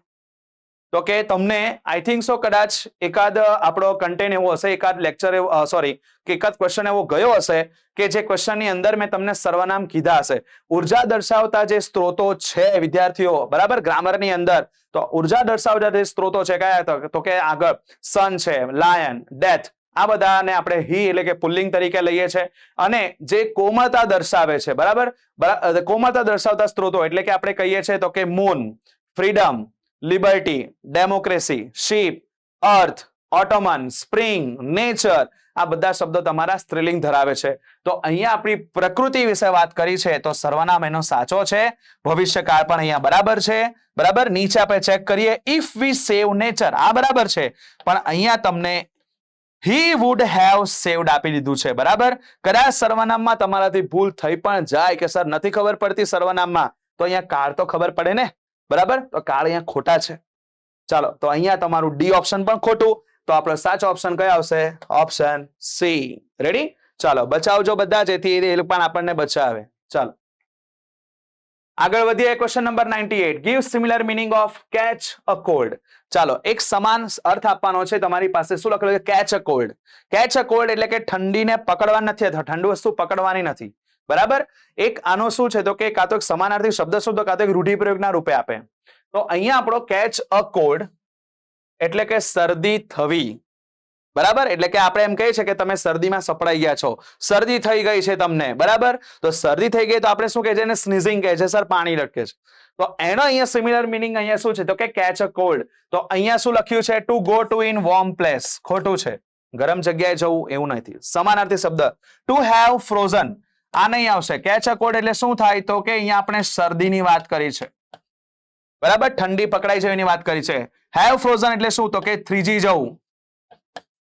Okay, to have a cold આ સાચું છે. અને સ્કાઇડિંગ ઇન આઈસ, સ્કાઇડિંગ એટલે લપસી જવું, બરફમાં લપસી જવું. બરાબર, તો અહીંયા ઓપ્શન ડી પણ ખોટું છે. તો ઓપ્શન આપણો કયો આવશે? ઓપ્શન સી સાચો છે. કયો? તો કે સિમિલર અર્થે. રેડી? ચાલો, આગળ વધીએ. Find the correct spelling. સાચી સ્પેલિંગ શોધવાની છે. બહુ કઈ મોટો સ્પેલિંગ નથી, બરાબર. ઇમરજન્સી નો સ્પેલિંગ છે અને બહુવચનમાં કન્વર્ટ કરવાનો છે. તો ઇમરજન્સી નો સૌથી પહેલા આપણો સ્પેલિંગ લખી નાખીએ, EMERGENCY, ઇમરજન્સી. ઓકે, હવે જો આને બહુવચન કરીએ તો વાય ને આપણે હટાવીને શું લખી નાખશું? તો કે ઇમરજન્સી, બરાબર. તો અહીંયા આપણે જો ચેક કરીએ તો કે વાય નીકળીને આવે, જો ઈમર. હવે પછી શું છે? તો કે ઈ છે. અહીંયા શું આપેલો છે? એ. અહીંયા EN બરાબર છે, પણ અહીંયા શું આપ્યું છે? ખોટું છે. અહીંયા EMAR આપ્યો છે, આ પણ ખોટો છે. EMERGENCIES,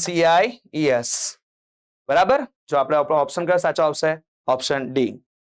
ચાલો આગળ વધીએ. Question number 100, I think so છેલ્લો છે. તો કે she said that she does her homework when the light went dash. ચલો ડબલ બ્લેન્ક્સ છે. ડબલ બ્લેન્ક્સ છે ક્રિયાપદ પરથી છે. તો ડબલ બ્લેન્ક્સ અહીંયા સમય જોતા પહેલા એકવાર બીજી વસ્તુ ખાસ ચેક કરી લો. સૌથી પહેલા અહીંયા તેણી બોલે છે, બોલવા વાળી, તેણી તેણીનું કામ. વાક્ય ચેક કરો. કઈ સ્પીચ? ઓળખાણ પડી હશે. કઈ? ઇનડાયરેક્ટ સ્પીચમાં વાત કરી છે. હા, સમય જોતા પહેલા વાક્યનો પ્રકાર ઓળખી લો. પહેલા ઇનડાયરેક્ટ સ્પીચમાં છે, તેણી બોલે છે અને બોલે છે. સર ડાયરેક્ટ સ્પીચમાં શું આવે? તો આ બધું તો ડાયરેક્ટ સ્પીચની અંદર સૌથી પહેલા અહીંયા કન્જક્શન લાગશે નહીં, બરાબર.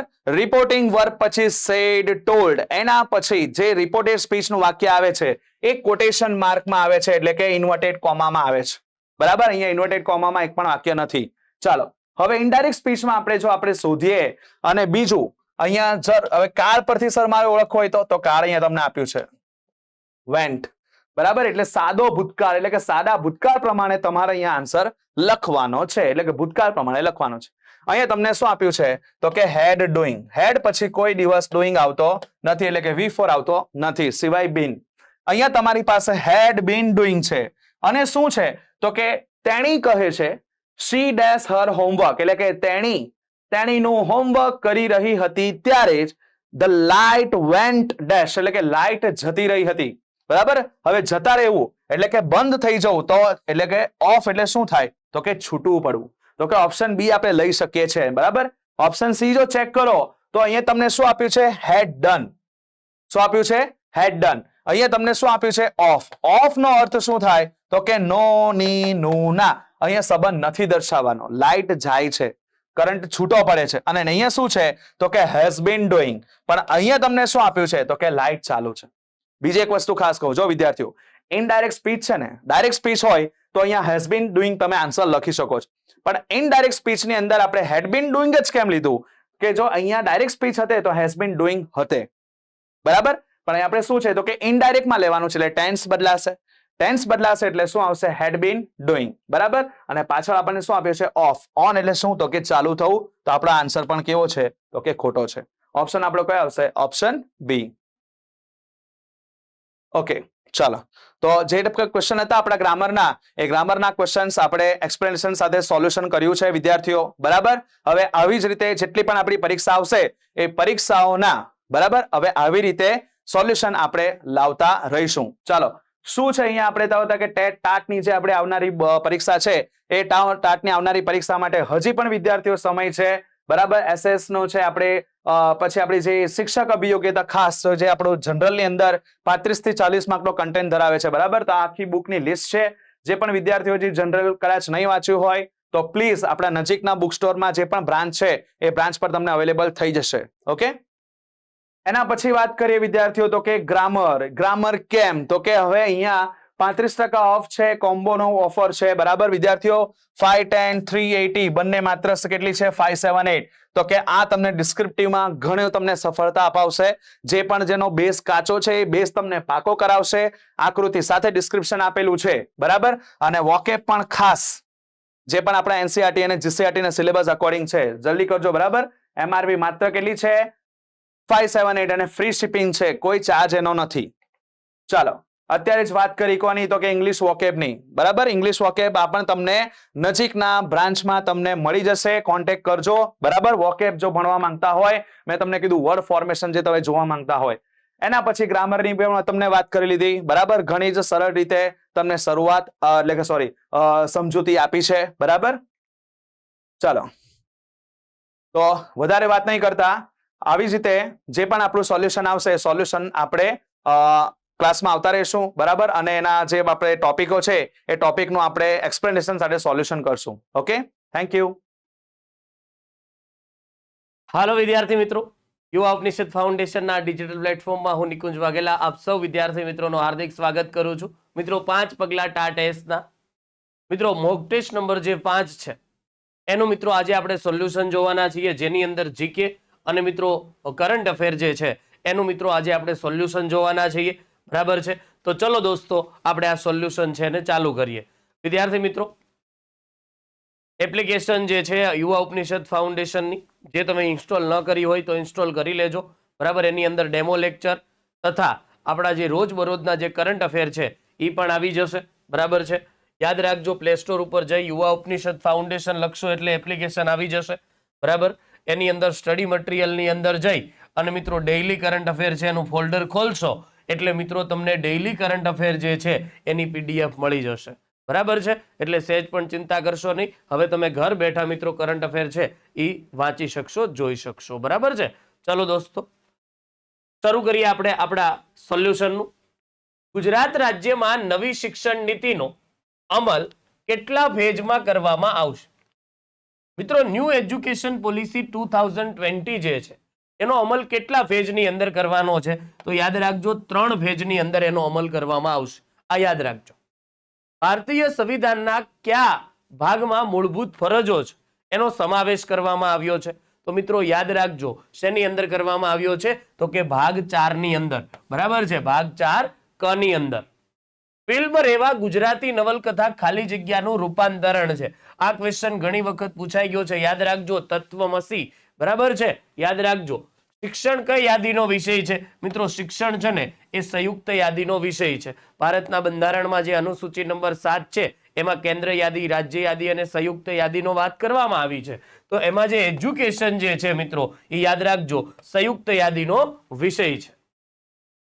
તાજેતરમાં G7 શિખર સંમેલનનું આયોજન છે કયા દેશમાં કરવામાં આવ્યું? મિત્રો યાદ રાખજો ક્યાં કરવામાં આવ્યું હતું? જાપાનની અંદર કરવામાં આવ્યું છે. આ ખાસ યાદ રાખજો, બરાબર છે.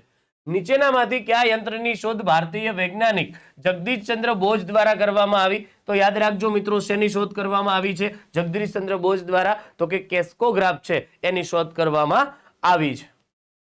ઓલિમ્પિક ગોલ્ડ મેડલ જીતનાર ભારતના પ્રથમ એથ્લીટ કોણ છે? તો મિત્રો બધાને ખબર જ છે કોણ હતા? નીરજ ચોપડા, બરાબર છે. નીરજ ચોપડા જે પ્રથમ ગોલ્ડ મેડલ જીતનાર પ્રથમ ભારતના એથ્લીટ હતા, બરાબર છે.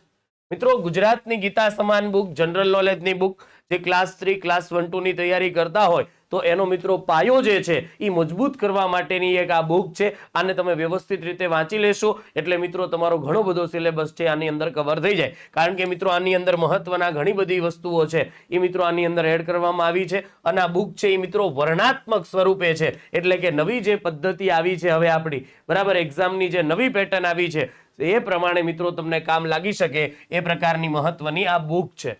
પછી મિત્રો ધોરણ 11 અને 12 નું જે ઇતિહાસની બુક છે જેમાં પ્રાચીન, મધ્યકાલીન અને અર્વાચીન ઇતિહાસ જે છે એને વિશ્વ ઇતિહાસ સાથે મિત્રો આપવામાં આવેલો છે. જેની અંદર મિત્રો યાદ રાખજો વર્ણનાત્મક પણ છે, વનલાઇનર પણ છે અને હેતુલક્ષી પણ મિત્રો પ્રશ્નો આની અંદર આપવામાં આવેલા છે, બરાબર છે. ત્યારબાદ તાજેતરમાં ગુજરાત ફરજિયાત ગુજરાતી ભાષાના શિક્ષણ અને અભ્યાસ બાબતે વિધેયકની જોગવાઈઓ કયા ધોરણના વિદ્યાર્થીઓ માટે લાગુ કરવામાં આવશે? તો યાદ રાખજો મિત્રો 1 થી 8 ધોરણના વિદ્યાર્થીઓને લાગુ પાડવામાં આવશે, બરાબર છે. ખરાબ અક્ષર એ અધૂરી કેળવણીની નિશાની, આવું કોણ કહેતા? બાપુ કહેતા, એટલે કે ગાંધીજી કહેતા.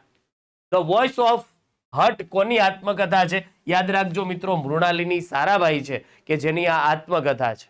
સામાજિક ન્યાય અને સશક્તિકરણ મંત્રાલય દ્વારા અનુસૂચિત જાતિના જરૂરિયાતમંદ વિદ્યાર્થીઓને ધોરણ 9 અને 12 માં મફત રહેણાંક શિક્ષણ પ્રદાન કરવા માટે કઈ યોજના લોન્ચ કરવામાં આવી? ખાસ યાદ રાખજો મિત્રો સામાજિક ન્યાય અને સશક્તિકરણ મંત્રાલય જે છે એના જે એસસી જે છે, બરાબર છે, અનુસૂચિત જાતિના જે જરૂરિયાતમંદ વિદ્યાર્થીઓ છે એ 9 થી 12 માં અભ્યાસ કરતા હોય તો એના રહેણાંક માટે જે વ્યવસ્થા કરવામાં આવી છે એ યોજના છે એનું નામ શું છે? તો યાદ રાખજો મિત્રો શ્રેષ્ઠ યોજના છે. એ યોજનાનું નામ શું છે? શ્રેષ્ઠ યોજના. આ યાદ રાખજો. હર્ષવર્ધને ભગવાન બુદ્ધની જાતક કથાઓ ઉપર કયું નાટક લખ્યું? યાદ રાખજો મિત્રો, એમના હર્ષવર્ધન છે અને ભગવાન બુદ્ધ છે એની જાતક કથા ઉપર જે નાટક લખ્યું છે એ નાટકનું નામ છે નાગાનંદ. આ યાદ રાખજો. સૂર્યના પ્રકાશને ધરતી પર પહોંચતા આશરે કેટલો સમય લાગે? મિત્રો યાદ રાખજો, આ સૂર્યનો પ્રકાશ છે ને ધરતી પર પહોંચતા 8 કલાક અને 15 મિનિટ જેટલો સમય લાગે છે. ગુજરાતની ઉચ્ચ શૈક્ષણિક સંસ્થાઓના રેટિંગ રેન્કિંગ મેળવવા માટે ગાંધીનગર ખાતે કાર્યરત માર્ગદર્શક સંસ્થા ગરિમા સેલ જે છે એનું પૂરું નામ શું છે? તો યાદ રાખજો, ગરિમા સેલનું જે પૂરું નામ છે એ યાદ રાખજો મિત્રો. શું છે? તો ખાસ યાદ રાખજો મિત્રો, ગરિમા સેલનું પૂરું નામ છે Gujarat accreditation and ranking institute mechanism and arrangement. આ યાદ રાખજો. બરાબર છે, આપણો ડી જવાબ આવશે. મિત્રો ગણિત અને તાર્કિક અભિયોગિતા એટલે કે ગણિત, મેથ્સ અને રીઝનિંગ છે એનો મિત્રો વિડીયો કોર્સ છે જે માર્કેટની અંદર આપણી એપ્લિકેશનની અંદર અવેલેબલ છે. બરાબર છે, જેની અંદર મિત્રો કોમ્બોમાં તમે મેળવી શકો છો. બરાબર છે, ગુજરાતના મહત્વના બંને ફેકલ્ટીઓ દ્વારા આ કોર્સ છે એ મિત્રો રેકોર્ડેડ કરવામાં આવેલો છે. તો ખાસ વિદ્યાર્થી મિત્રો આ કોર્સ છે ને તમે ખરીદી શકો છો. બરાબર, તમારે એકલો રીઝનિંગનો કોર્સ લેવો હોય, અનિત તરસરિયા સર દ્વારા મિત્રો રેકોર્ડ કરવામાં આવેલો છે. આ એકલો કોર્સ તમારે લેવો હોય તો એ પણ તમે મિત્રો લઈ શકો છો, કારણ કે નવી પદ્ધતિ પ્રમાણે રીઝનિંગ વધારે છે એટલા માટે. બરાબર, ભારતની ભૂગોળ બરાબર અકબરી સર દ્વારા મિત્રો રેકોર્ડ કરવામાં આવેલો છે. આ કોર્સને પણ તમે ખરીદી શકો છો. ચલો પછીનો ક્વેશ્ચન છે, તાજેતરમાં ગુજરાત સરકારે શાળાઓમાં program for international student assessment આધારિત ટેસ્ટ યોજવા માટે કોની સાથે હસ્તાક્ષર કર્યા છે? તો યાદ રાખજો મિત્રો, organisation for economic cooperation development નામની જે સંસ્થા છે એની સાથે મિત્રો આપણે ગુજરાત સરકારની અંદર ટેસ્ટ યોજવા માટે એક મિત્રો આની સાથે હસ્તાક્ષર કર્યા છે. તાજેતરમાં કરવામાં આવેલી જાહેરાત અનુસાર 5 જૂન 2023ના રોજ ગુજરાત રાજ્યમાં વિશ્વ પર્યાવરણ દિવસ જે છે એની રાજ્ય કક્ષાની ઉજવણી છે એ ક્યાં કરવાની છે? તો યાદ રાખજો મિત્રો, અંબાજીની અંદર કરવાની છે. ક્યાં કરવાની છે? અંબાજીમાં. નીચેના પૈકી કઈ નદી ભારતમાં 2 વખત કર્કવૃતને ઓળંગે છે? તો મહી નદી. યાદ રાખજો, મહી નદી. સંગીત સમ્રાટ તાનસેન કયા વાદ્યના નિષ્ણાત વાદક હતા? તો યાદ રાખજો મિત્રો, રવાબ. યાદ રાખજો. તાજેતરમાં ગુજરાત સરકાર દ્વારા નવી શિક્ષણ નીતિ અનુસાર રાજ્યના કયા ધોરણમાં અભ્યાસ કરતા વિદ્યાર્થીઓ માટે 10 બેગલેસ ડેની જાહેરાત કરવામાં આવી છે? તો યાદ રાખજો મિત્રો, 10 બેગલેસ ડે છે એની જાહેરાત કરવામાં આવી છે. એ કયા ધોરણને લાગુ પડશે? તો ખાસ યાદ રાખજો, 6 થી 8 ધોરણના લોકો છે, વિદ્યાર્થીઓ છે, એને આ લાગુ પડશે. નીચેના પૈકી કયું વિધાન સાચા છે એ જણાવવાનું છે મિત્રો. યાદ રાખજો. બરાબર છે, આની અંદર આપણો જવાબ એવો છે મિત્રો, જુઓ યાદ રાખજો, મૂળભૂત ફરજોને કાયદેસર રીતે લાગુ કરવા માટે તે ફરજ સાથે સંબંધિત કાયદો કરી શકાતો નથી. બરાબર, આ ખોટું છે. આપણું મિત્રો અહીંયા સાચું વિધાન કરવાનું છે. તો કટોકટીના સમય દરમિયાન પસાર કરવામાં આવેલ 42માં બંધારણીય સુધારા અનુસાર મૂળભૂત ફરજોને આપણા સંવિધાનમાં સમાવેશ કરવામાં આવી હતી. તમને બધાને ખબર છે મિત્રો, ભારતના બંધારણની અંદર 42મો બંધારણીય સુધારો કરવામાં આવ્યો 1976ની અંદર, અને ભારતના બંધારણની અંદર મિત્રો ભાગ 4A છે કે જે આપણે ઉમેરવામાં આવ્યો, ભાગ 4A, અને એને આપણે મૂળભૂત ફરજો તરીકે ઓળખીએ છીએ. બરાબર છે, તો આપણો અહીંયા સાચું આવશે.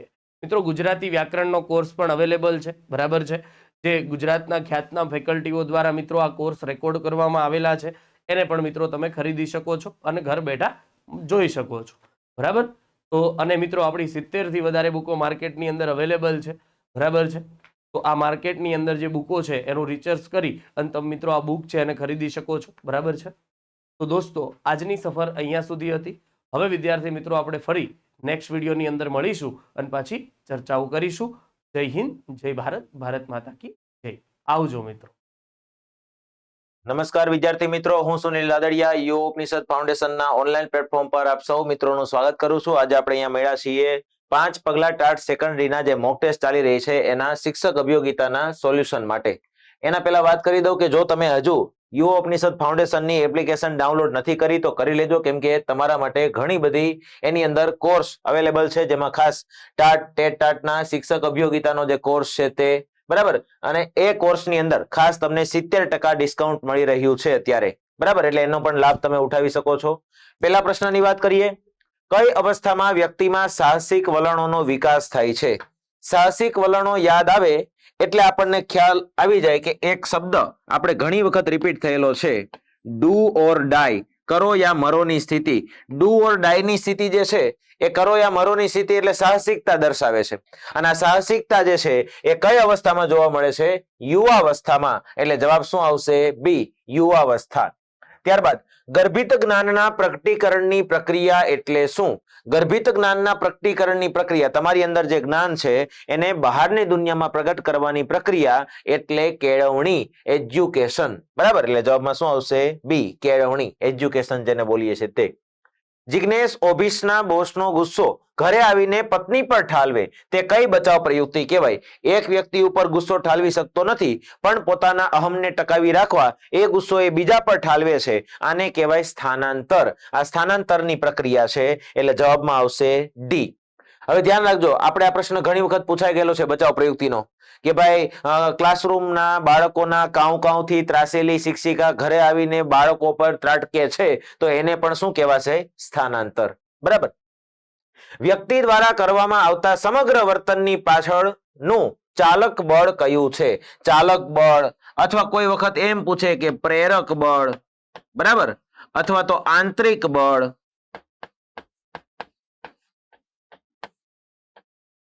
તો આની અંદર જવાબ શું આવશે? ચાલક બળ હોય, પ્રેરક બળ હોય કે આંતરિક બળ હોય, વ્યક્તિ દ્વારા કરવામાં આવતા સમગ્ર વર્તનની પાછળ કયું પ્રેરક બળ રહેલું છે? પ્રેરણા. પ્રેરણા જેને આપણે મોટિવેશન બોલીએ છીએ. કોઈ પણ પ્રેરણાને કારણે જ આપણે કંઈક ને કંઈક વર્તન કરતા હોઈએ છીએ. સ્ટર્નબર્ગના જણાવ્યા અનુસાર બુદ્ધિના મુખ્ય 3 પાસાઓ છે, પણ નીચેનામાંથી કયા એક પાસાનો સમાવેશ થતો નથી? બરાબર, ઘટકીય બુદ્ધિ, આંતરવૈયક્તિક બુદ્ધિ, અહીંયા આંતરવૈયક્તિક નહીં આવે, આંતરવૈયક્તિક આવશે, આંતરવૈયક્તિક બુદ્ધિ, બરાબર. અને ત્રીજું છે અનુભવજન્ય બુદ્ધિ અને સંદર્ભગત બુદ્ધિ. આપણને ખ્યાલ આવી ગયો છે કે ઘટકીય બુદ્ધિ, અનુભવજન્ય બુદ્ધિ અને સંદર્ભગત બુદ્ધિનો ખ્યાલ કોણે આપેલો છે? સ્ટર્નબર્ગે, બરાબર. આ આંતરવૈયક્તિક બુદ્ધિ તો ગાર્ડનરના બહુવિધ બુદ્ધિના સિદ્ધાંતમાં આવશે, એટલે જવાબ અહીંયા શું આવશે?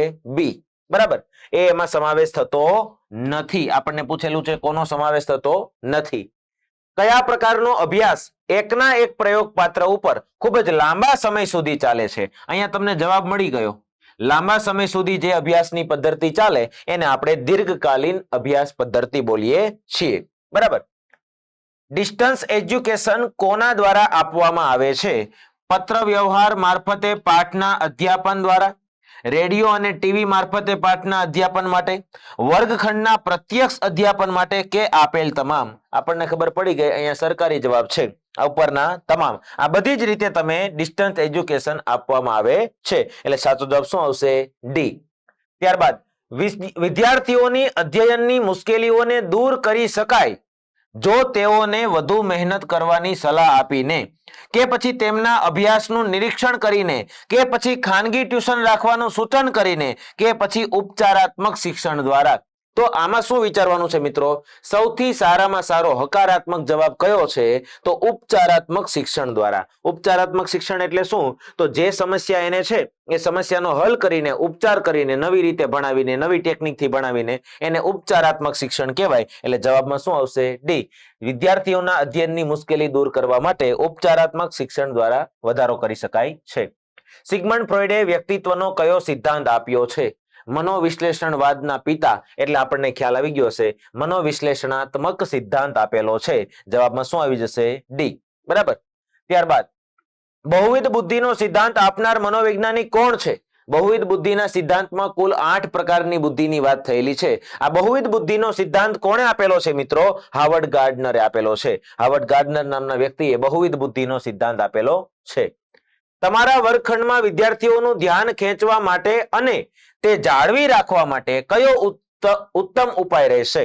તેમને યોગ્ય રીતે વર્તવા માટે જણાવશો, કે પછી તોફાની વિદ્યાર્થીઓને બહાર જવા માટે કહેશો, કે આખા વર્ગની પરિણામો અંગેની ચેતવશો, કે તેમને પ્રવૃત્તિઓમાં રોકાયેલા રાખશો? તો સાચો જવાબ છે કે આખા વર્ગખંડમાં વિદ્યાર્થીઓનું ધ્યાન ખેંચી રાખવા માટે અને એને જાળવી રાખવા માટે એને પ્રવૃત્તિમય રાખવા પડે છે. એટલે જવાબમાં શું આવશે? ડી. પ્રશ્નોત્તરી કરો, બોર્ડ વર્ક કરો, કંઈ કામ સોંપો, એના માટે કોઈ સ્વ અધ્યયનના પાઠ આપો, પણ પ્રવૃત્તિમય રાખશો તો જ એ ધ્યાનથી ભણશે. વર્ગ વ્યવહારવાદનો તત્વજ્ઞાનમાં સૌ પ્રથમ વખત ઉપયોગ કોણે કર્યો?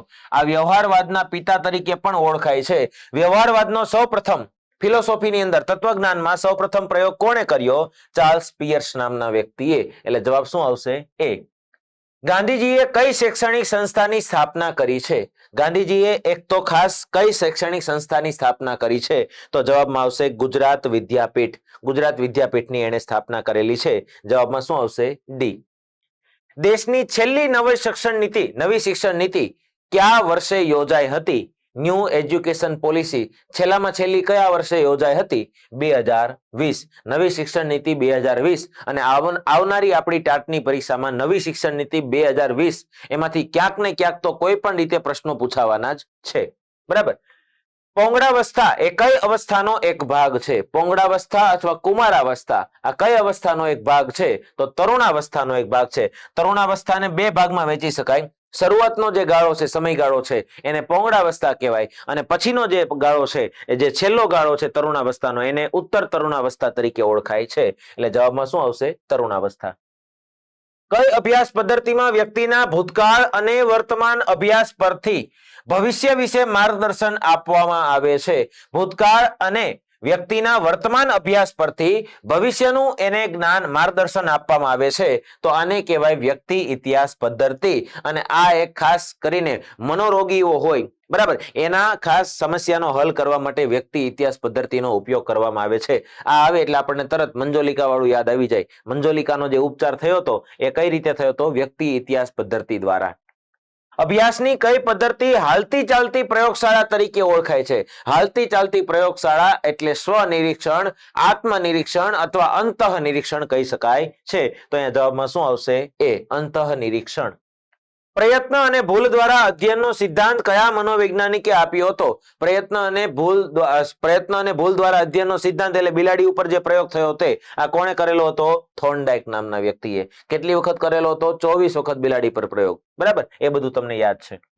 બુદ્ધિની સૌ પ્રથમ વ્યાખ્યા કોણે આપી? બુદ્ધિની વ્યાખ્યા આપનાર સૌ પ્રથમ વ્યક્તિ કોણ હતા? એબિંગહોસ. એટલે જવાબ આવી જશે બી. સમૂહમાં કે અન્યના સહવાસમાં રહેવાની વૃત્તિ એ પ્રાણીઓમાં કઈ પ્રેરણાને લીધે છે? સિદ્ધિની પ્રેરણા, સત્તાની પ્રેરણા, સંલગ્નતાની પ્રેરણા કે જીવન લક્ષ્યની પ્રેરણા? બરાબર, આ પ્રેરણામાંથી કોઈ પણ એક સવાલ તો પૂછાશે જ, કારણ કે ટેટ 1 અને ટેટ 2 માં આપણે જોઈ લીધું. બરાબર, એટલે આજે સમૂહમાં કે અન્યના સહવાસમાં રહેવાની પ્રેરણા એટલે સંલગ્નતાની પ્રેરણા. કુટુંબ છે, સમાજ છે, બરાબર, મિત્રો છે, જીવનસાથી છે, આ બધા સાથે હળીમળી રહેવાની પ્રેરણા કઈ છે? તો સંલગ્નતાની પ્રેરણા. ત્યારબાદ અબ્રાહમ મેસ્લોના જરૂરિયાતના પિરામિડ મુજબ ત્રીજી જરૂરિયાત કઈ છે? જરૂરિયાતનો એને શ્રેણીક્રમનો સિદ્ધાંત આપ્યો. શરૂઆતની અંદર શારીરિક જરૂરિયાત, ત્યારબાદ સલામતીની જરૂરિયાત, પછી આત્મીયતા એટલે કે સ્નેહની જરૂરિયાત, ત્યારબાદ આત્મગૌરવની જરૂરિયાત, ત્યારબાદ સ્વસાર્થકતાની જરૂરિયાત. આ લાઈનમાં છે એમાંથી આપણને ત્રીજી જરૂરિયાત પૂછેલી છે.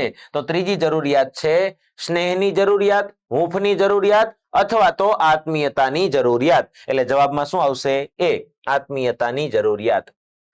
સર્જનાત્મક બાળકોના નીચેનામાં પૈકી કયા લક્ષણો સાચા છે? ઉત્તમ જિજ્ઞાસા વૃત્તિ? હા, હોય છે. સ્વતંત્ર વિચારસરણી? હા, હોય છે. જોખમ લેવાનું વલણ? હા, હોય છે. તો ઉપરોક્ત તમામ આપણો સરકારી જવાબ આની અંદર આવશે. બરાબર, ચાલો ત્યારબાદ વ્યક્તિત્વ માપન માટેની વાક્ય પૂર્તિ કસોટી કોણે રચી હતી? વ્યક્તિત્વ માપન માટેની વાક્ય પૂર્તિ કસોટીની રચના કોણે કરી હતી? જેમ શાહી ડાગાની હરમન રોસાળકે કરેલી હતી, એમ વાક્ય પૂર્તિની કોણે કરેલી હતી? પાઇન અને ટનલર નામના વ્યક્તિએ. બરાબર, ચાલો ત્યારબાદ ભારતીય ચરક સંહિતા મુજબ વ્યક્તિત્વનો કયો એક પ્રકાર યોગ્ય નથી? ભારતીય ચરક સંહિતા મુજબ વ્યક્તિત્વના 3 પ્રકાર છે. વાત પ્રકૃતિવાળા, પિત્ત પ્રકૃતિવાળા અને કફ પ્રકૃતિવાળા. તો એના સિવાયનો પ્રકાર આમાં કયો આપેલો છે? રક્ત પ્રકૃતિવાળા. તો આ અહીંયા આવશે નહીં, આ આમાં યોગ્ય નથી. ત્યારબાદ કોઈ એક વિદ્યાર્થીને તેના માતા પિતા દ્વારા મેડિકલ કે પછી ઇજનેરી વિદ્યા શાખામાં જ પ્રવેશ લેવા માટે દબાણ કરવામાં આવે છે. અને વિદ્યાર્થીને બંનેમાંથી એક પણ વિદ્યાશાખામાં પસંદ નથી, પસાર નથી નહીં, પસંદ નથી, બરાબર, છતાં તેમાંથી એકની પસંદગી કરવી જ પડશે, તો આવી દ્વિધાયુક્ત પરિસ્થિતિને કયા પ્રકારનો સંઘર્ષ કહેવાય? તો જો બેમાંથી એકય પસંદ નથી, છતાં તેમાંથી એકાદું પસંદ કરવાનું છે, એટલે સિલેક્ટ કરવાનું છે, તો આને કયો અભિગમન કહેવાશે? વિગમન સંઘર્ષ. બરાબર, કયો સંઘર્ષ કહેવાશે? વિગમન સંઘર્ષ. જો બંને પસંદ હોય અને એમાંથી એક સિલેક્ટ કરવાનું હોય તો અભિગમન. એક જ હોય એ પસંદ પણ છે અને નથી પણ પસંદ, બરાબર, તો એને કહેવાશે વિગમન સંઘર્ષ. આપણા લેક્ચરોમાં આપણે વ્યવસ્થિત સમજાવેલું છે. વ્યક્તિમાં કોઈ વિશેષ ક્ષેત્રમાં નિપુણતા પ્રાપ્ત કરવાની આંતરિક શક્તિ કે પછી ગુણોના સમૂહને શું કહેવાય? અભિવ્યક્તિ. શું કહેવાશે એને? અભિવ્યક્તિ અથવા અભિયોગ્યતા. નાના બાળકોમાં રસવૃત્તિ કેવી હોય છે? નાના બાળકોની અંદર રસ કેવો હોય? રસ એટલે ધ્યાન કેન્દ્રિત કરવાની એક પ્રવૃત્તિ, ધ્યાનની જનેતા કહેવાય. જેમાં તમને રસ હોય એમાં તમે વધારે ધ્યાન આપી શકો. બાળકનું ધ્યાન કેવું હોય છે? તો ભટકતું હોય છે. કોઈ એક જગ્યાએ ધ્યાન હોય, થોડીક વાર રમકડું પકડે, થોડીક વાર ખાવાનું પકડે, થોડીક વાર દોડે, થોડીક વાર રડે, થોડીક વાર આ કરે, થોડીક વાર તે કરે. મતલબ કે એની રસવૃત્તિ કેવી હોય છે? પરિવર્તનશીલ હોય છે. એટલે જવાબમાં શું આવશે? સી. વર્ગખંડમાં થતી આંતરક્રિયામાં કઈ એક આંતરક્રિયાનો સમાવેશ થતો નથી? આ ટાટ 2 માં પૂછાઈ ગયેલો પ્રશ્ન, હમણાં જે પરીક્ષા ગઈ એની અંદર પૂછાઈ ગયેલો પ્રશ્ન છે. તો કઈ એક આંતરક્રિયાનો સમાવેશ થતો નથી? તો શિક્ષક સામગ્રી વ્યવહાર. કેમ કે શિક્ષક વિદ્યાર્થી વ્યવહાર આવે, વિદ્યાર્થી વ્યવહાર આવે, વિદ્યાર્થી સામગ્રી વ્યવહાર પણ આવશે, પરંતુ વર્ગ વ્યવહારમાં ક્યાંય શિક્ષક સામગ્રી વ્યવહાર આવશે નહીં. એટલે જવાબમાં શું આવશે? ડી. માઇક્રો ટીચિંગની શરૂઆત ક્યાં થઈ હતી? Oxford university, Stanford university, Harvard university કે કેમ્બ્રિજ યુનિવર્સિટી? તો કેલિફોર્નિયાની સ્ટેનફર્ડ યુનિવર્સિટીમાં માઇક્રો ટીચિંગની શરૂઆત થઈ હતી. માઇક્રો ટીચિંગના પ્રણેતા એટલે કે ડ્વાઇટ એલન. ભારતની વાત થાય તો ડીડી તિવારી. બરાબર, ચાલો. નીચેનામાંથી કયું એક હકારાત્મક શાબ્દિક શુદ્ધઘટક છે? વાંચો ત્યાં ખબર પડી જશે. સાબાસ, સરસ, ગુડ, વાહ, એ બધા શાબ્દિક શુદ્ધઘટકો છે અને હકારાત્મક શાબ્દિક શુદ્ધઘટકો ગણી શકાય છે. બરાબર. નીચેનામાંથી કયું સાપેક્ષ માપનનું ઉદાહરણ છે? સાપેક્ષ માપન એટલે એવું માપન કે જેની અંદર તમારે આડકતરી રીતે માપન કરવું પડે. સીધું થાય તો એને પ્રત્યક્ષ માપન કહેવાય. બરાબર, આડકતરી રીતે આપણે બીજા દ્વારા કરીએ તો પરોક્ષ માપન કહેવાય. અહીંયા સાપેક્ષ માપનની વાત થાય છે અને સાપેક્ષ માપન મોટાભાગે બુદ્ધિનું થાય, બરાબર, ક્ષમતાનું થાય, રસનું થાય. બરાબર, તો અહીંયા જવાબ શું આવશે? રસનું માપન. એ સાપેક્ષ માપન છે. અધ્યાપન સૂત્ર સૌપ્રથમ હર્બર્ટ સ્પેન્સરની કઈ પુસ્તકમાં રજૂ થયા હતા? એજ્યુકેશન નામની પુસ્તક હતી, એની અંદર સૌપ્રથમ અધ્યાપન સૂત્રનો ઉલ્લેખ થયેલો છે. એટલે જવાબમાં શું આવશે? બી. શાળામાં યોજાતા પ્રવાસ પર્યટનનું મુખ્ય હેતુ શું છે? વિદ્યાર્થીઓને નવા સ્થળો જોવાનો લાભ મળે, વિદ્યાર્થીઓને સ્વનિર્ભર થવાની ટેવ પડે, વિદ્યાર્થીઓને જે તે સ્થળના ઇતિહાસ તેમજ ભૂગોળનો પ્રત્યક્ષ જ્ઞાન મળે, વિદ્યાર્થીઓને પોતાની જવાબદારીઓનું ભાન થાય. હકીકતમાં બધા જવાબ સાચા છે, પણ આપણે વાત કરેલી હતી આવા પ્રશ્નોની અંદર સૌથી યોગ્ય અને સૌથી હકારાત્મક જવાબ પસંદ કરવાનો હોય છે. તો આમાં જવાબ આવશે સી, કે વિદ્યાર્થીઓને જે તે સ્થળનો ઇતિહાસ અને એની ભૂગોળની સમજ પડે, બરાબર, જાણકારી મળે. વ્યક્તિ પોતાની મહત્તમ શક્તિઓને પ્રદર્શન પોતાના કાર્યો અને વર્તન દ્વારા વ્યક્ત કરે છે તે પદ્ધતિ એટલે આત્મ અભિવ્યક્તિ. બરાબર, પોતાના મહત્તમ શક્તિઓનું પ્રદર્શન કરે એને શું કહેવાય? આત્મ અભિવ્યક્તિ કહેવાશે. ત્યારબાદ અપવાદરૂપ બાળકોમાં કયા બાળકોનો સમાવેશ થતો નથી? અપવાદરૂપ બાળકોમાં કયા બાળકને આપણે સમાવેશ કરી શકીએ નહીં? અતિ તેજસ્વી, હા, પ્રતિભાશાળી બાળકો, મેધાવી બાળકો, એને અપવાદરૂપ બાળકો કહી શકાય. મંદબુદ્ધિના બાળકો, હા, એને પણ અપવાદરૂપ બાળકો કહી શકાય. અંધત્વ ધરાવતા બાળકો, હા, એને વિકલાંગ બાળકો એટલે અપવાદરૂપમાં ગણી શકાય. સામાન્ય બાળક જેનો બુદ્ધિઆંક 90 થી 110 હોય, તો કે નહીં, આને આપણે અપવાદરૂપ બાળક ગણી શકતા નથી. એટલે જવાબમાં શું આવશે? ડી. આ રીતે આપણે જોયા બધા જ પ્રશ્નો, બરાબર. અને ખાસ આપણી આ એપ્લિકેશનની અંદર આ ટેટ ટાટના સ્પેશિયલ કોર્સ છે જ, આપણી પુસ્તક પણ છે જેની અંદર 3 પોઈન્ટ આવરી લીધેલા છે, જે આપણે આ ટાટની હવે જે પરીક્ષા આવવાની છે એની અંદર પૂછાવાના છે. જૂના પ્રશ્નપત્રની પણ પુસ્તક છે. તમે કોઈ પણ સ્પર્ધાત્મક પરીક્ષાની તૈયારી કરવા માંગતા હોય તો યુવા ઉપનિષદના ટેલિગ્રામ, ઇન્સ્ટાગ્રામ, યુટ્યુબ, ફેસબુક કોઈ પણ માધ્યમથી જોડાઈ શકો છો અને કોઈ પણ પરીક્ષાને લગતી કોઈ પણ સમસ્યાનો હલ તમને અહીંયા મળી જશે. ફરી પાછા મળીશું એક નવા પોઈન્ટ સાથે. ત્યાં સુધી જય હિન્દ, જય ભારત. કેમ છો વાલા વિદ્યાર્થીઓ? હું અનિત અરસરિયા યુવા ઉપનિષદ ફાઉન્ડેશનના ઓનલાઈન પ્લેટફોર્મ પર આપનું હાર્દિક સ્વાગત કરું છું. ભાઈ, મોક ટેસ્ટ જે 5 પગલા માધ્યમિક શિક્ષક ટાટ એસ માટે જે આપણે ટેસ્ટ સિરીઝ જે ચાલુ કરી છે એનું 5મું મોક ટેસ્ટ, મતલબ 5મું પગલું, 5મું ડગલું, એનું રીઝનિંગનું સોલ્યુશન આપણે આજે કરીશું. રીઝનિંગમાં કેવા ક્વેશ્ચન પૂછાય છે બધી જ વસ્તુ અહીંયા ચેક કરશું. ક્યારે એક્ઝામ આપણી કન્ડક્ટ થયેલી હતી? તો 28/5/2023. ઓકે, તો આ દિવસે જે એક્ઝામ લેવાયેલી હતી એમાં રીઝનિંગના ક્વેશ્ચન કેવા હતા ચેક કરીએ. કરેક્ટ? ચાલો, તે પહેલા ભાઈ આપણો રીઝનિંગનો કોર્સ અવેલેબલ છે. જો તમારે પ્રેક્ટિસ કરવાની છે, રીઝનિંગ આવડતું નથી હજુ, આ સારું એવું કરવાનું છે, તો આપણો કોર્સ અવેલેબલ છે. પ્રાઇસ વિથ વેલિડિટી બધું જ અવેલેબલ છે, વત્તા 5 પગલા મોક ટેસ્ટ, જે 5 પગલા માધ્યમિક શિક્ષકના છે એની મોક ટેસ્ટના 5મું પગલું છે. મતલબ આ 5મી સિરીઝ મૂકી દીધી છે આપણે. તો અત્યાર સુધી જેણે હજુ આના ઉપરના ચાર પેપર કર્યા નથી, તો એ લોકો જો કરવા માંગતા હોય તો આપણો આ કોર્સ અવેલેબલ છે. પણ ક્યાં અવેલેબલ છે? એપ્લિકેશન પર. તો એપ્લિકેશન પર જવું પડશે.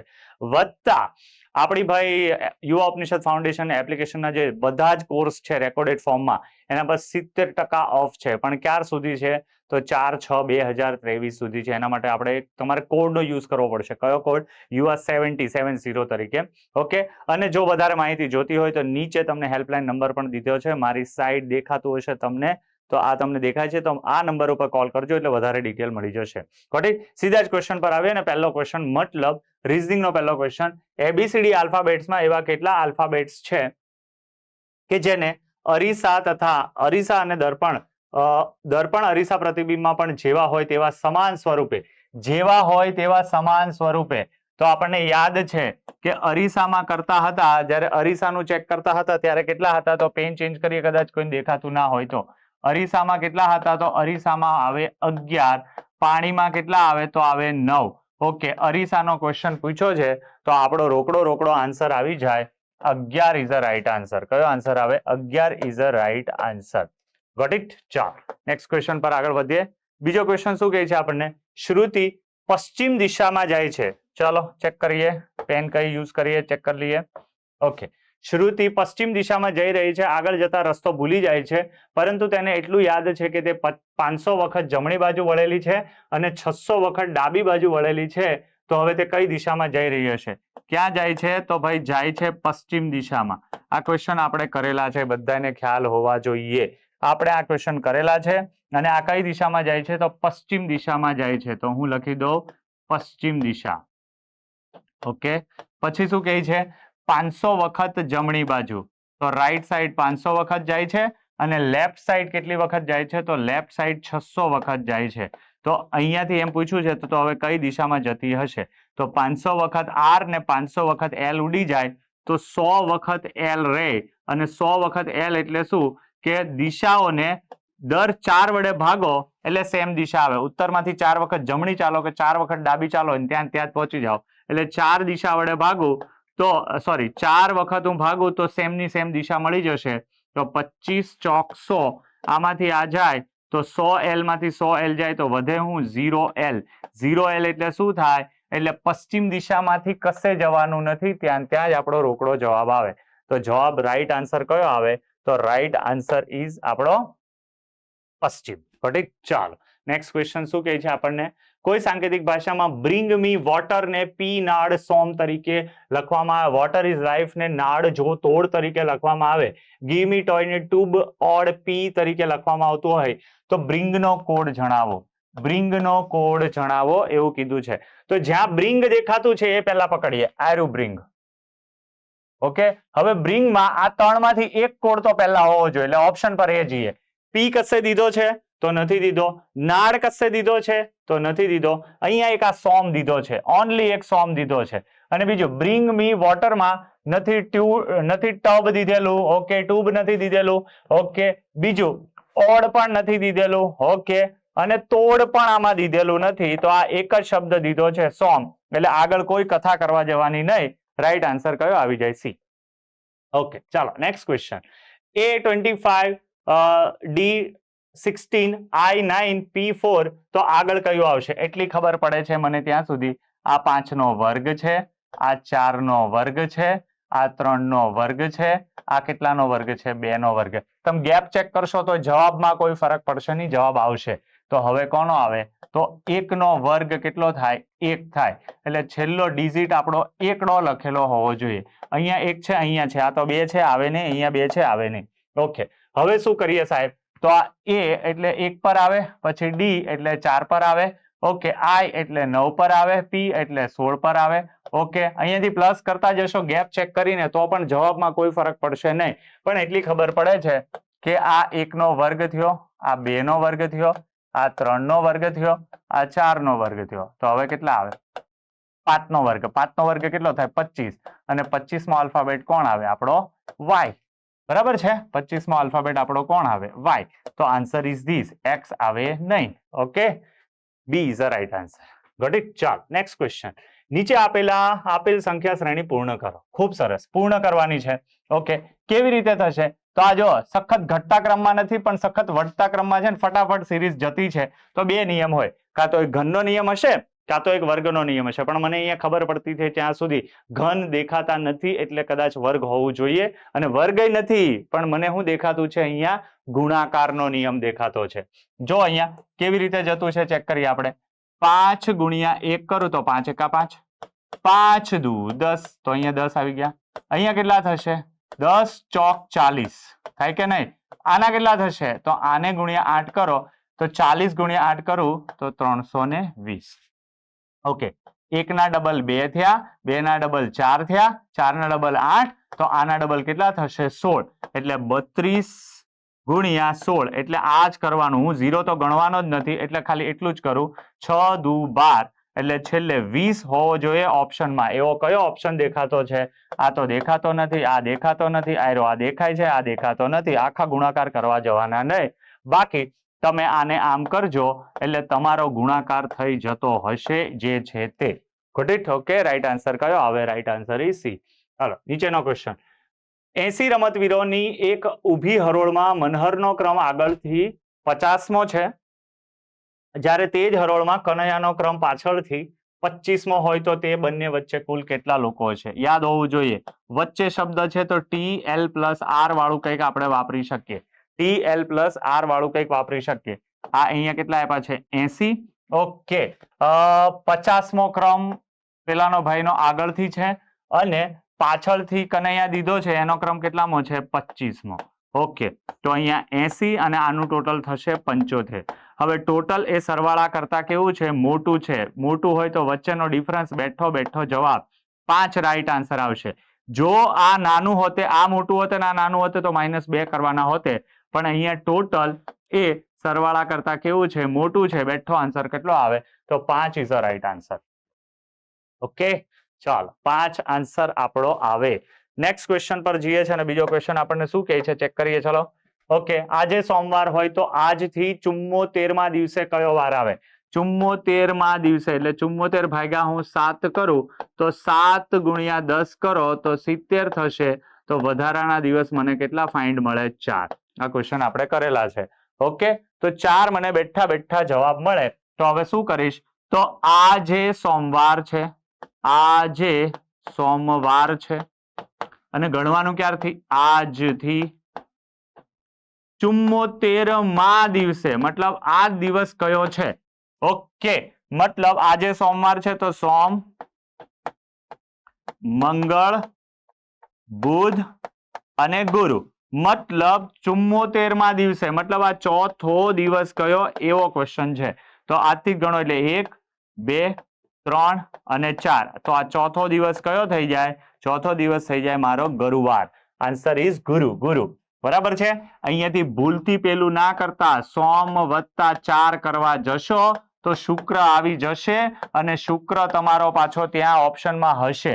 આવી રીતે થશે નહીં. આવું ક્યારે આવે? અહીંયા એવું કીધું હોત ને, અહીંયા એવું કીધું હોત ને કે ભાઈ પછી શબ્દ હોતે ને અહીંયા, તો તમારો આન્સર આવતે, પણ અહીંયા પછી કીધું નથી એટલે આ આવશે નહીં. રાઈટ આન્સર આપણો કયો બેહે? રાઈટ આન્સર આપણો ગુરુવાર બેસે. રાઈટ આન્સર ઇઝ ગુરુ. Got it? ચાલો, નેક્સ્ટ ક્વેશ્ચન પર આગળ વધીએ. નેક્સ્ટ ક્વેશ્ચન શું કહે છે આપણને? યસ, પ્રહલાદ 29મી ફેબ્રુઆરી 2108 ના રોજ પોતાનો ચોથો લીપ વર્ષ જન્મદિવસ ઉજવી રહ્યો હોય તો તેનો જન્મ કયા વર્ષે થયો હોય? દિમાગ ખુલ્લું રાખીને ખાલી એટલું વિચારજો કે 29 ફેબ્રુઆરી દર વર્ષે આવે નહીં, દર 4 વર્ષે આવે. અને દર 4 વર્ષમાં પણ જો શતાબ્દિક વર્ષ 400 વડે ભગાતું હોય તો જ આવે, નહીતર આવે નહીં. ઓકે, ચાલો ચેક કરીએ આપણે. 29 ફેબ્રુઆરી 2108 પોતાનો કેટલામો ઉજવે છે? તો 4th બર્થડે ઉજવે છે. કેટલામો ઉજવે છે? 4th બર્થડે ઉજવે છે. તો 29/2/2104 એ કેટલામો ઉજવતો હશે? 3rd. સાહેબ આવું કેમ? તો ભાઈ 29 ફેબ્રુઆરી દર વર્ષે ન આવે, એટલું ચેક રાખજો ભાઈ. ઓકે, એનો બર્થડે દર વર્ષે નહીં આવે. 29/2/2100 એ લીપ વર્ષ નથી, એટલે એનો પાછો ભાઈ 29 તારીખ અહીંયા આવે નહીં. અહીંયા કેટલી આવે? તો 28 જ આવે. ઓકે, તો હવે 29/2/2096 કેટલામાં આવશે? તો બીજો બર્થડે આવશે. કેટલામાં આવશે? બીજો બર્થડે આવશે. તો 29/2/2092 એ કેટલામો બર્થડે આવશે? પહેલો બર્થડે આવશે. ઓકે, આ પહેલો બર્થડે ક્યારે આવ્યો હોય? જ્યારે એણે આગળના ચોથા વર્ષે એટલે 2088 માં જન્મ લીધો હોય ત્યારે પહેલો બર્થડે ઉજવે. એટલે રાઈટ આન્સર કયો આવે? તો રાઈટ આન્સર આવે 2088. What it? રાઈટ આન્સર આવે 2088. જે લોકોએ અહીંયા આ ગણી લીધું હશે એનો 92 જવાબ આવતો હશે અને ઓપ્શનમાં પણ છે. Got it? એટલે ધ્યાન રાખજો, આ લીપ વર્ષ નથી, એટલે આમાં 29 ફેબ્રુઆરી આવે નહીં. ઓકે, ચાલો નેક્સ્ટ ક્વેશ્ચન. એક પરિવારમાં મોહનભાઈ અને તેની પત્ની, તેના 4 પુત્રો, તેની પત્નીઓ રહે છે. દરેક પુત્રને 4 પુત્રો અને 2 પુત્રીઓ હોય તો કુટુંબમાં કુલ કેટલા સભ્યો હશે? ખતરનાક બહુ લાંબુ દીધું છે, પણ મોહનભાઈ દીધા છે આપણને અને એની વાઈફ, એટલે ટોટલ કેટલા થયા? આ 2. ઓકે, હવે ધ્યાન આપો. અને મોહનભાઈ અને તેની પત્ની, તેમના 5 પુત્રો, એમના 5 પુત્રો અને તેની પત્નીઓ રહે છે. 5 પુત્રો અને એમની પત્નીઓ એટલે બીજી 5, એટલે ટોટલ કેટલા થઈ ગયા? 10. જો ભાઈ, મોહનભાઈ ને હસબન્ડ વાઈફ 2 થયા, એના 5 પુત્રો વત્તા 5 એની પત્નીઓ, એટલે આ ટોટલ કેટલા થઈ ગયા? 10. ચલો બીજું શું કહે છે આપણને? દરેક પુત્રને 4 પુત્રો અને 2 પુત્રીઓ છે. આ જેટલા બી પુત્રો છે એમાંથી 4 પુત્રો અને 2 પુત્રીઓ છે, એટલે ટોટલ કેટલા થશે? તો 6 થશે. બરાબર છે? તો આને ગુણ્યા હું 6 કરી દઉં તો આ કેટલા થશે? તો આને ગુણ્યા 6 કરું તો 1 ને 6 સંતાનો હશે, એમાં 2 પુત્રીઓ હશે અને 4 પુત્રો હશે. ઓકે, તો આને ગુણ્યા હું ભાઈ 6 કરી દો તો 5 ગુણ્યા 6 કરો તો બીજા કેટલા આવે? 30. આનું ટોટલ કરો તો 30, 10, 40, 40 ને આ કેટલા આવી જશે? 42. આન્સર, રાઈટ આન્સર કયો આવે? તો right answer is 42. Got it? Okay, ચાલો ભાઈ નેક્સ્ટ ક્વેશ્ચન પર જઈએ. આપેલ પ્રશ્નનો સાચો સમસંબંધ જણાવો. બી આપ્યો છે તો બી ને શું કીધું છે? તો બી ને કીધું છે 625. આ સાહેબ કેવી રીતે બને? તો બી હોય ને, બી એની એબીસીડી ની ઓપોઝિટમાં જોવા જાવ ને તો બી ની ઓપોઝિટમાં કોણ હોય? વાય. અને વાય કેટલા નંબર પર આવે? 25 નંબર પર. આમ એબીસીડી આમ તમે ક્રમમાં લખવા જાઓ 1 2 3 4 5 6 7 8 9 10, અહીંયા 13 થી લઈને આમ જાઓ તો બી ના ઓપોઝિટમાં કોણ આવે? વાય. અને વાય એટલે કેટલા આવે? 25. આ 25 નો વર્ગ કરેલો છે, બીજું કઈ નથી. ઓકે, જી આપણો જી કેટલા પર આવે? તો જી આવે 7 નંબર ઉપર. એના ઓપોઝિટમાં કોણ હોય? તો ઓપોઝિટમાં હોય ટી. તો ટી નો વર્ગ કરો તો ટી કેટલા પર હોય? 20. તો 20 નો વર્ગ કરો તો કેટલા આવી જાય? 400. છે કે નહીં? હા છે. હવે આપણને શું આપ્યો છે? ક્યુ. ક્યુ કેટલા નંબર પર આવે? ક્યુ આવે 17 નંબર પર. એના ઓપોઝિટ નો ડિજિટ કયો આવે? તો એના ઓપોઝિટ નો ડિજિટ આવે આપણો જે. જે નો સ્ક્વેર કરો, જે કેટલા પર આવે? તો જે આવે 10 ઉપર, અને 10 નો વર્ગ કરો એટલે જવાબ આપણો બેઠો રાઈટ આન્સર આવે 100. Got it? રાઈટ આન્સર આવે 100 is a right answer. Yes. કેવી રીતે કર્યું છે? તો ભાઈ એટલી ખબર પડે કે એ ના ઓપોઝિટમાં કોણ આવે? ઝેડ. બી ના ઓપોઝિટમાં કોણ આવે? વાય. આવી રીતે તમારે કરતું જવાનું છે. એટલી ખબર પડે. અહીંયા 1 હોય, અહીંયા 26 હોય, આનો સરવાળો કેટલો થાય? 27 જ થાય. તો આ બધાનો સરવાળો 27 કરો એટલે ખબર પડી જાય. તો ક્યુ કેટલા હોય? 17. એના ઓપોઝિટમાં કેટલામાં હોય? 10માં. તો જ 27 સરવાળો થાય, અને 10 નો વર્ગ એટલે કેટલા થાય? 100 થાય. Okay, right answer is 100. ચાલો, પ્રશ્નાર્થના સ્થાને કઈ સંખ્યા આવશે? ચાલો, બહુ મસ્ત ક્વેશ્ચન છે. તો અહીંયાથી કોઈને તકલીફ થઈ ગઈ હોય તો ભાઈ સોરી, ઈઝી છે ક્વેશ્ચન, કશું જ નથી. જો ભાઈ શું કરવાનું છે? 36 માંથી 32 જાય, 36 માંથી 32 જાય, વધે કેટલા? 4. અહીંયા કેટલા આપ્યા છે 44 ઇન્ટુ કેટલા કરવાના 11, જવાબ આવી ગયા 44. અપવાદનો નિયમ છે. ઓકે, મોટા ભાગે બધા આન્સર અહીંયા 88 લખીને આવી જાય. કેમ 88 લખીને આવી જાય? ભાઈ 44, 66, 88 મેળ પડે ને. આ 25 માંથી 19 ને બાદ કરો, 25 માંથી 19 બાદ થાય તો કેટલા વધે? 6. 6 ગુણ્યા 11 કરો, જવાબ કેટલા આવે? 66. ઓકે, આવે છે. ચાલો, તો અહીંયા શું કરીશું? તો 16 માઇનસ 11 એટલે કેટલા આવે? 5. એને ગુણ્યા 16 માઇનસ 11 એટલે કેટલા થાય? 5. 5 ગુણ્યા 11 એટલે જવાબ કેટલા આવે આપણો? 55. તો અહીંયા આન્સર બેસે 55. 55 છે કશે ઓપ્શનમાં? હા છે. રાઈટ આન્સર કયો આવે? 55. ઠીક. ચાલ, નેક્સ્ટ ક્વેશ્ચન તરફ આગળ વધીએ. શું કહે છે નેક્સ્ટ ક્વેશ્ચન? આપેલ સમીકરણ બનાવવા માટે કયા બે ચિહ્નો પરસ્પર બદલવાની જરૂર છે? આમાં તમારે બધા ચિહ્નો બદલવા પડે. સીધા જ આન્સર પર આવે. જવાબ શું આવે? એ. ચલો એકવાર ચેક કરી લઈએ, જોઈ લઈએ. 16 આપ્યું છે આપણને. શું આપ્યું છે? 16 આપ્યું છે. ચિહ્નો ચેન્જ કરવાના છે. 16. ઓકે, પ્લસ અહીંયા શું આપ્યું છે? માઇનસ હોય ત્યાં પ્લસ કરવાનું અને ઇન્ટુ હોય ત્યાં માઇનસ કરવાનું છે. ચલો, તો અહીંયા 16 વત્તા 27 ઓકે ભાગ્યા 9. હવે માઇનસ હોય ત્યાં શું કરવાનું? ગુણાકાર ગુણ્યા 9 અને ગુણાકાર હોય ત્યાં શું કરવાનું? માઇનસ બરાબર કેટલા થવા જોઈએ? 31 થવા જોઈએ. ઓકે, 16 ગુણ્યા, હવે ભાગુ સબાનો નિયમ, તો પહેલા ભાગાકાર થશે તો આનો ભાગાકાર કેટલો થાય? 3 ગુણ્યા 9 માઇનસ આ કેટલા થઈ ગયા? 12. હવે કોનો નિયમ આવશે? તો હવે ગુણાકારનો નિયમ આવશે. તો હવે ગુણાકારનો નિયમ આના કેટલા થઈ જશે? 27 માઇનસ અને 12. ઓકે, આનો સરવાળો કરો તો 27 માં 6 નાખું તો 33 ને આ કેટલા થઈ ગયા? 43. 33 વત્તા 10 એટલે 43. 43 માંથી હું 12 ને બાદ કરું, 2 જશે તો 1 અને આ વયો 3. તો જવાબ આવે બેઠો બેઠો 31. યસ, બે નિશાનો ચેન્જ કરવાથી 31 જવાબ મળે જાય. અને નિશાનો કઈ છે? તો માઇનસ અને ગુણાકાર, એ બે નિશાનીઓ ચેન્જ કરવી પડે. ચાલો, અહીંયા શું કીધેલું છે આપણને? આપેલ વિધાનોને સાચા માનવાના છે. આમાં આપણું કઈ દિમાગ ચલાવવાનું નહીં. આને જે કીધું છે એ માનીને ચાલવાનું છે. ઓકે, નીચે આપેલ નિષ્કર્ષો પૈકી કયા નિષ્કર્ષ કે નિષ્કર્ષ તો નિશ્ચિતપણે આપેલ વિધાનને અનુસરે છે એ જોવાનું છે. ઓકે, વિધાન કયું આપ્યું છે? કોઈ મનુષ્ય પ્રાણી નથી. અહીંયા એમ કીધું છે આ છે મનુષ્ય અને આ છે પ્રાણી. આ બધા આપણે દીધા છે મનુષ્ય અને અહીંયા દીધા છે પ્રાણી. ખૂબ સરસ. ચાલો, પછી શું કીધું છે? કોઈ મનુષ્ય પ્રાણી નથી, બંને સેપરેટ સેપરેટ છે. બધા ફૂલો મનુષ્ય છે. બધા ફૂલ એ મનુષ્યો છે. ઓકે, આનો મિનિંગ એવો થયો કે જેટલા બી ફૂલ હશે એ બધા મનુષ્ય છે, માની લેવાનું છે એમ કીધું છે આપણને. ઓકે, પણ આમાં જો ફૂલ કશે પ્રાણી હાથે ટચ નહીં થાય એટલે એક પણ ફૂલ પ્રાણી હોય ને બધા એક પણ પ્રાણી ફૂલ ના હોય. અને અહીંયાથી નિષ્કર્ષ પર જઈએ, શું કહે છે આપણને? આ થઈ ગયું. કોઈ ફૂલ પ્રાણી નથી. અહીંયા જો કોઈ ફૂલ પ્રાણી નથી એટલે આપણો આ નિષ્કર્ષ ફોલો થાય છે. ઓકે, કેટલાક મનુષ્યો ફૂલ છે એટલે શું કે આ બધા મનુષ્યોમાંથી એટલા મનુષ્યો ફૂલ છે.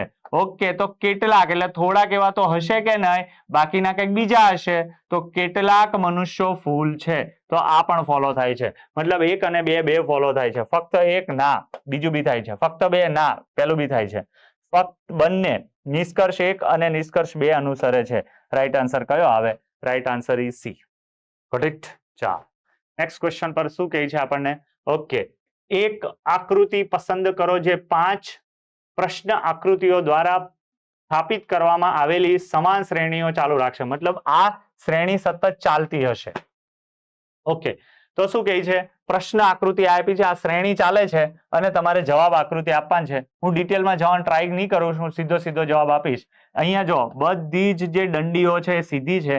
અહીંયા પહેલી દંડી થઈ આપણી રાઉન્ડ થઈ. હવે બીજા સ્ટેપ પર તમે જાઓ તો આ રાઉન્ડ, આ પહેલી દંડી આ બાજુ મૂવમેન્ટ થશે અને પેલી આમ સીધી થશે.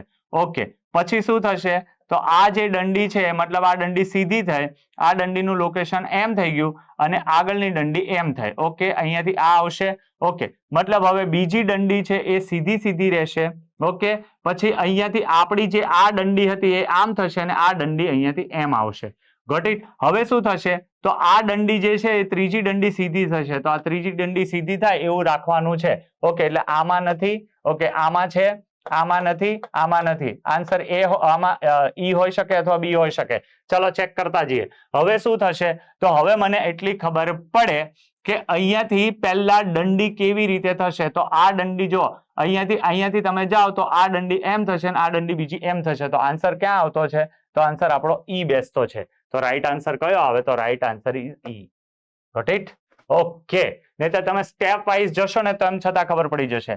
અહીંયા જો આ થઈ, પછી અહીંયાથી આ 2 થઈ, પછી આની જગ્યા છોડો એટલે પેલી જતી રહેશે. એટલે સાતત્યમાં કયું આવતું છે? તો સાતત્યમાં છેલ્લો ઈ આવતો છે. તો છેલ્લે આ દંડી આપણી એમ થશે અને આ દંડી આપણી સીધી થઈ જશે. બરાબર છે? જો આ દંડીનો હવે વારો આવશે એમ થવાનો અને આ દંડીનો એમ થવાનો. એટલે છેલ્લા એ જ દેખાતા છે. આમાંથી આ બી માં તો જો બે આમ થઈ જતા છે એટલે આવે નહીં. રાઈટ આન્સર કયો આવે? ઈ. ચાલો નેક્સ્ટ ક્વેશ્ચન તરફ જઈએ. નીચે આપેલા ખુલ્લા પાસા 4 ની વિરુદ્ધની સપાટી જણાવો. 1 ના વિરુદ્ધમાં 6 આવશે, 2 ના વિરુદ્ધમાં 5 આવશે, 3 ના વિરુદ્ધમાં 4 આવે, 3 ના વિરુદ્ધમાં 4 આવે તો 4 ના વિરુદ્ધમાં 3 આવે. કેમ? કેમ કે એક સ્ટેપ છોડીને પછીની જે તરતની સપાટી હોય એના વિરુદ્ધમાં આવે. તો 4 ના વિરુદ્ધમાં કોણ આવે? 4 ના વિરુદ્ધમાં આવે 3. Right answer is 3. ચાલો નેક્સ્ટ ક્વેશ્ચન. Okay, done. બધા ક્વેશ્ચન આપણા પૂર્ણ થઈ ગયા છે. આ રીતનું હતું આજનું સોલ્યુશન. વત્તા એટલું બધું અઘરું હતું નહીં, આરામથી કરવાનું હતું. નિયમો થોડા પાળવાના હતા તો આપણને આન્સર આવડી જાય. ચલો તેમ છતાં જો ટેટ ટાટ માટે તમે તૈયારી કરી રહ્યા છો, ટાટ માટે તૈયારી કરી રહ્યા છો અને બુક લિસ્ટની તમારે જરૂર હોય તો તમને બુક લિસ્ટ આ દેખાઈ રહ્યું છે એનો તમે યુઝ કરી શકો છો. Got it? ઓકે. નેક્સ્ટ ગણિતનો કોર્સ પણ અવેલેબલ છે. જે લોકોને રેકોર્ડેડ ફોર્મમાં જરૂર છે, ભોચિયા સાહેબનો કોર્સ અવેલેબલ છે વિથ પ્રાઇસ એન્ડ વેલિડિટી, વત્તા બુક પણ અવેલેબલ છે, રીઝનિંગની બુક પણ અવેલેબલ છે. એવો ખાસ ધ્યાન રાખજો. GPSSB પ્રશ્નપત્રો અને એનું બુક લિસ્ટ એનું સોલ્યુશન વિથ મેથ્સ અને રીઝનિંગનું સોલ્યુશનની એક બુકલેટ પણ તમને આપેલી છે. આમાં 87 જેટલા પેપરો અવેલેબલ છે. કેટલા? 87 જેટલા. બધા જ ક્વેશ્ચનો અહીંયા આવરી લીધા છે અને દુખતી નસ હોય છે મેથ્સ અને રીઝનિંગ કે ભાઈ એનું સોલ્યુશન એનું શું, તો આ બુક લિસ્ટમાં જેટલા બી ક્વેશ્ચનો આજ સુધી જે છે આ GPSSB ના જેટલા બી પૂછાયેલા છે એના આપણે મેથ્સ અને રીઝનિંગ નું સોલ્યુશન આ બુક લિસ્ટમાં દીધું છે. આની હાથે આ તમને મળી જશે. Got it? ચાલો નેક્સ્ટ રીઝનિંગ નો કોર્સ અવેલેબલ છે, મેં તમને કીધું છે, વત્તા એની બુક પણ અવેલેબલ છે. Thank you so much. આવી રીતે કનેક્ટેડ રહેજો. ફરીથી મળીશું નેક્સ્ટ નવા હોપ સાથે. Thank you so much. All the best.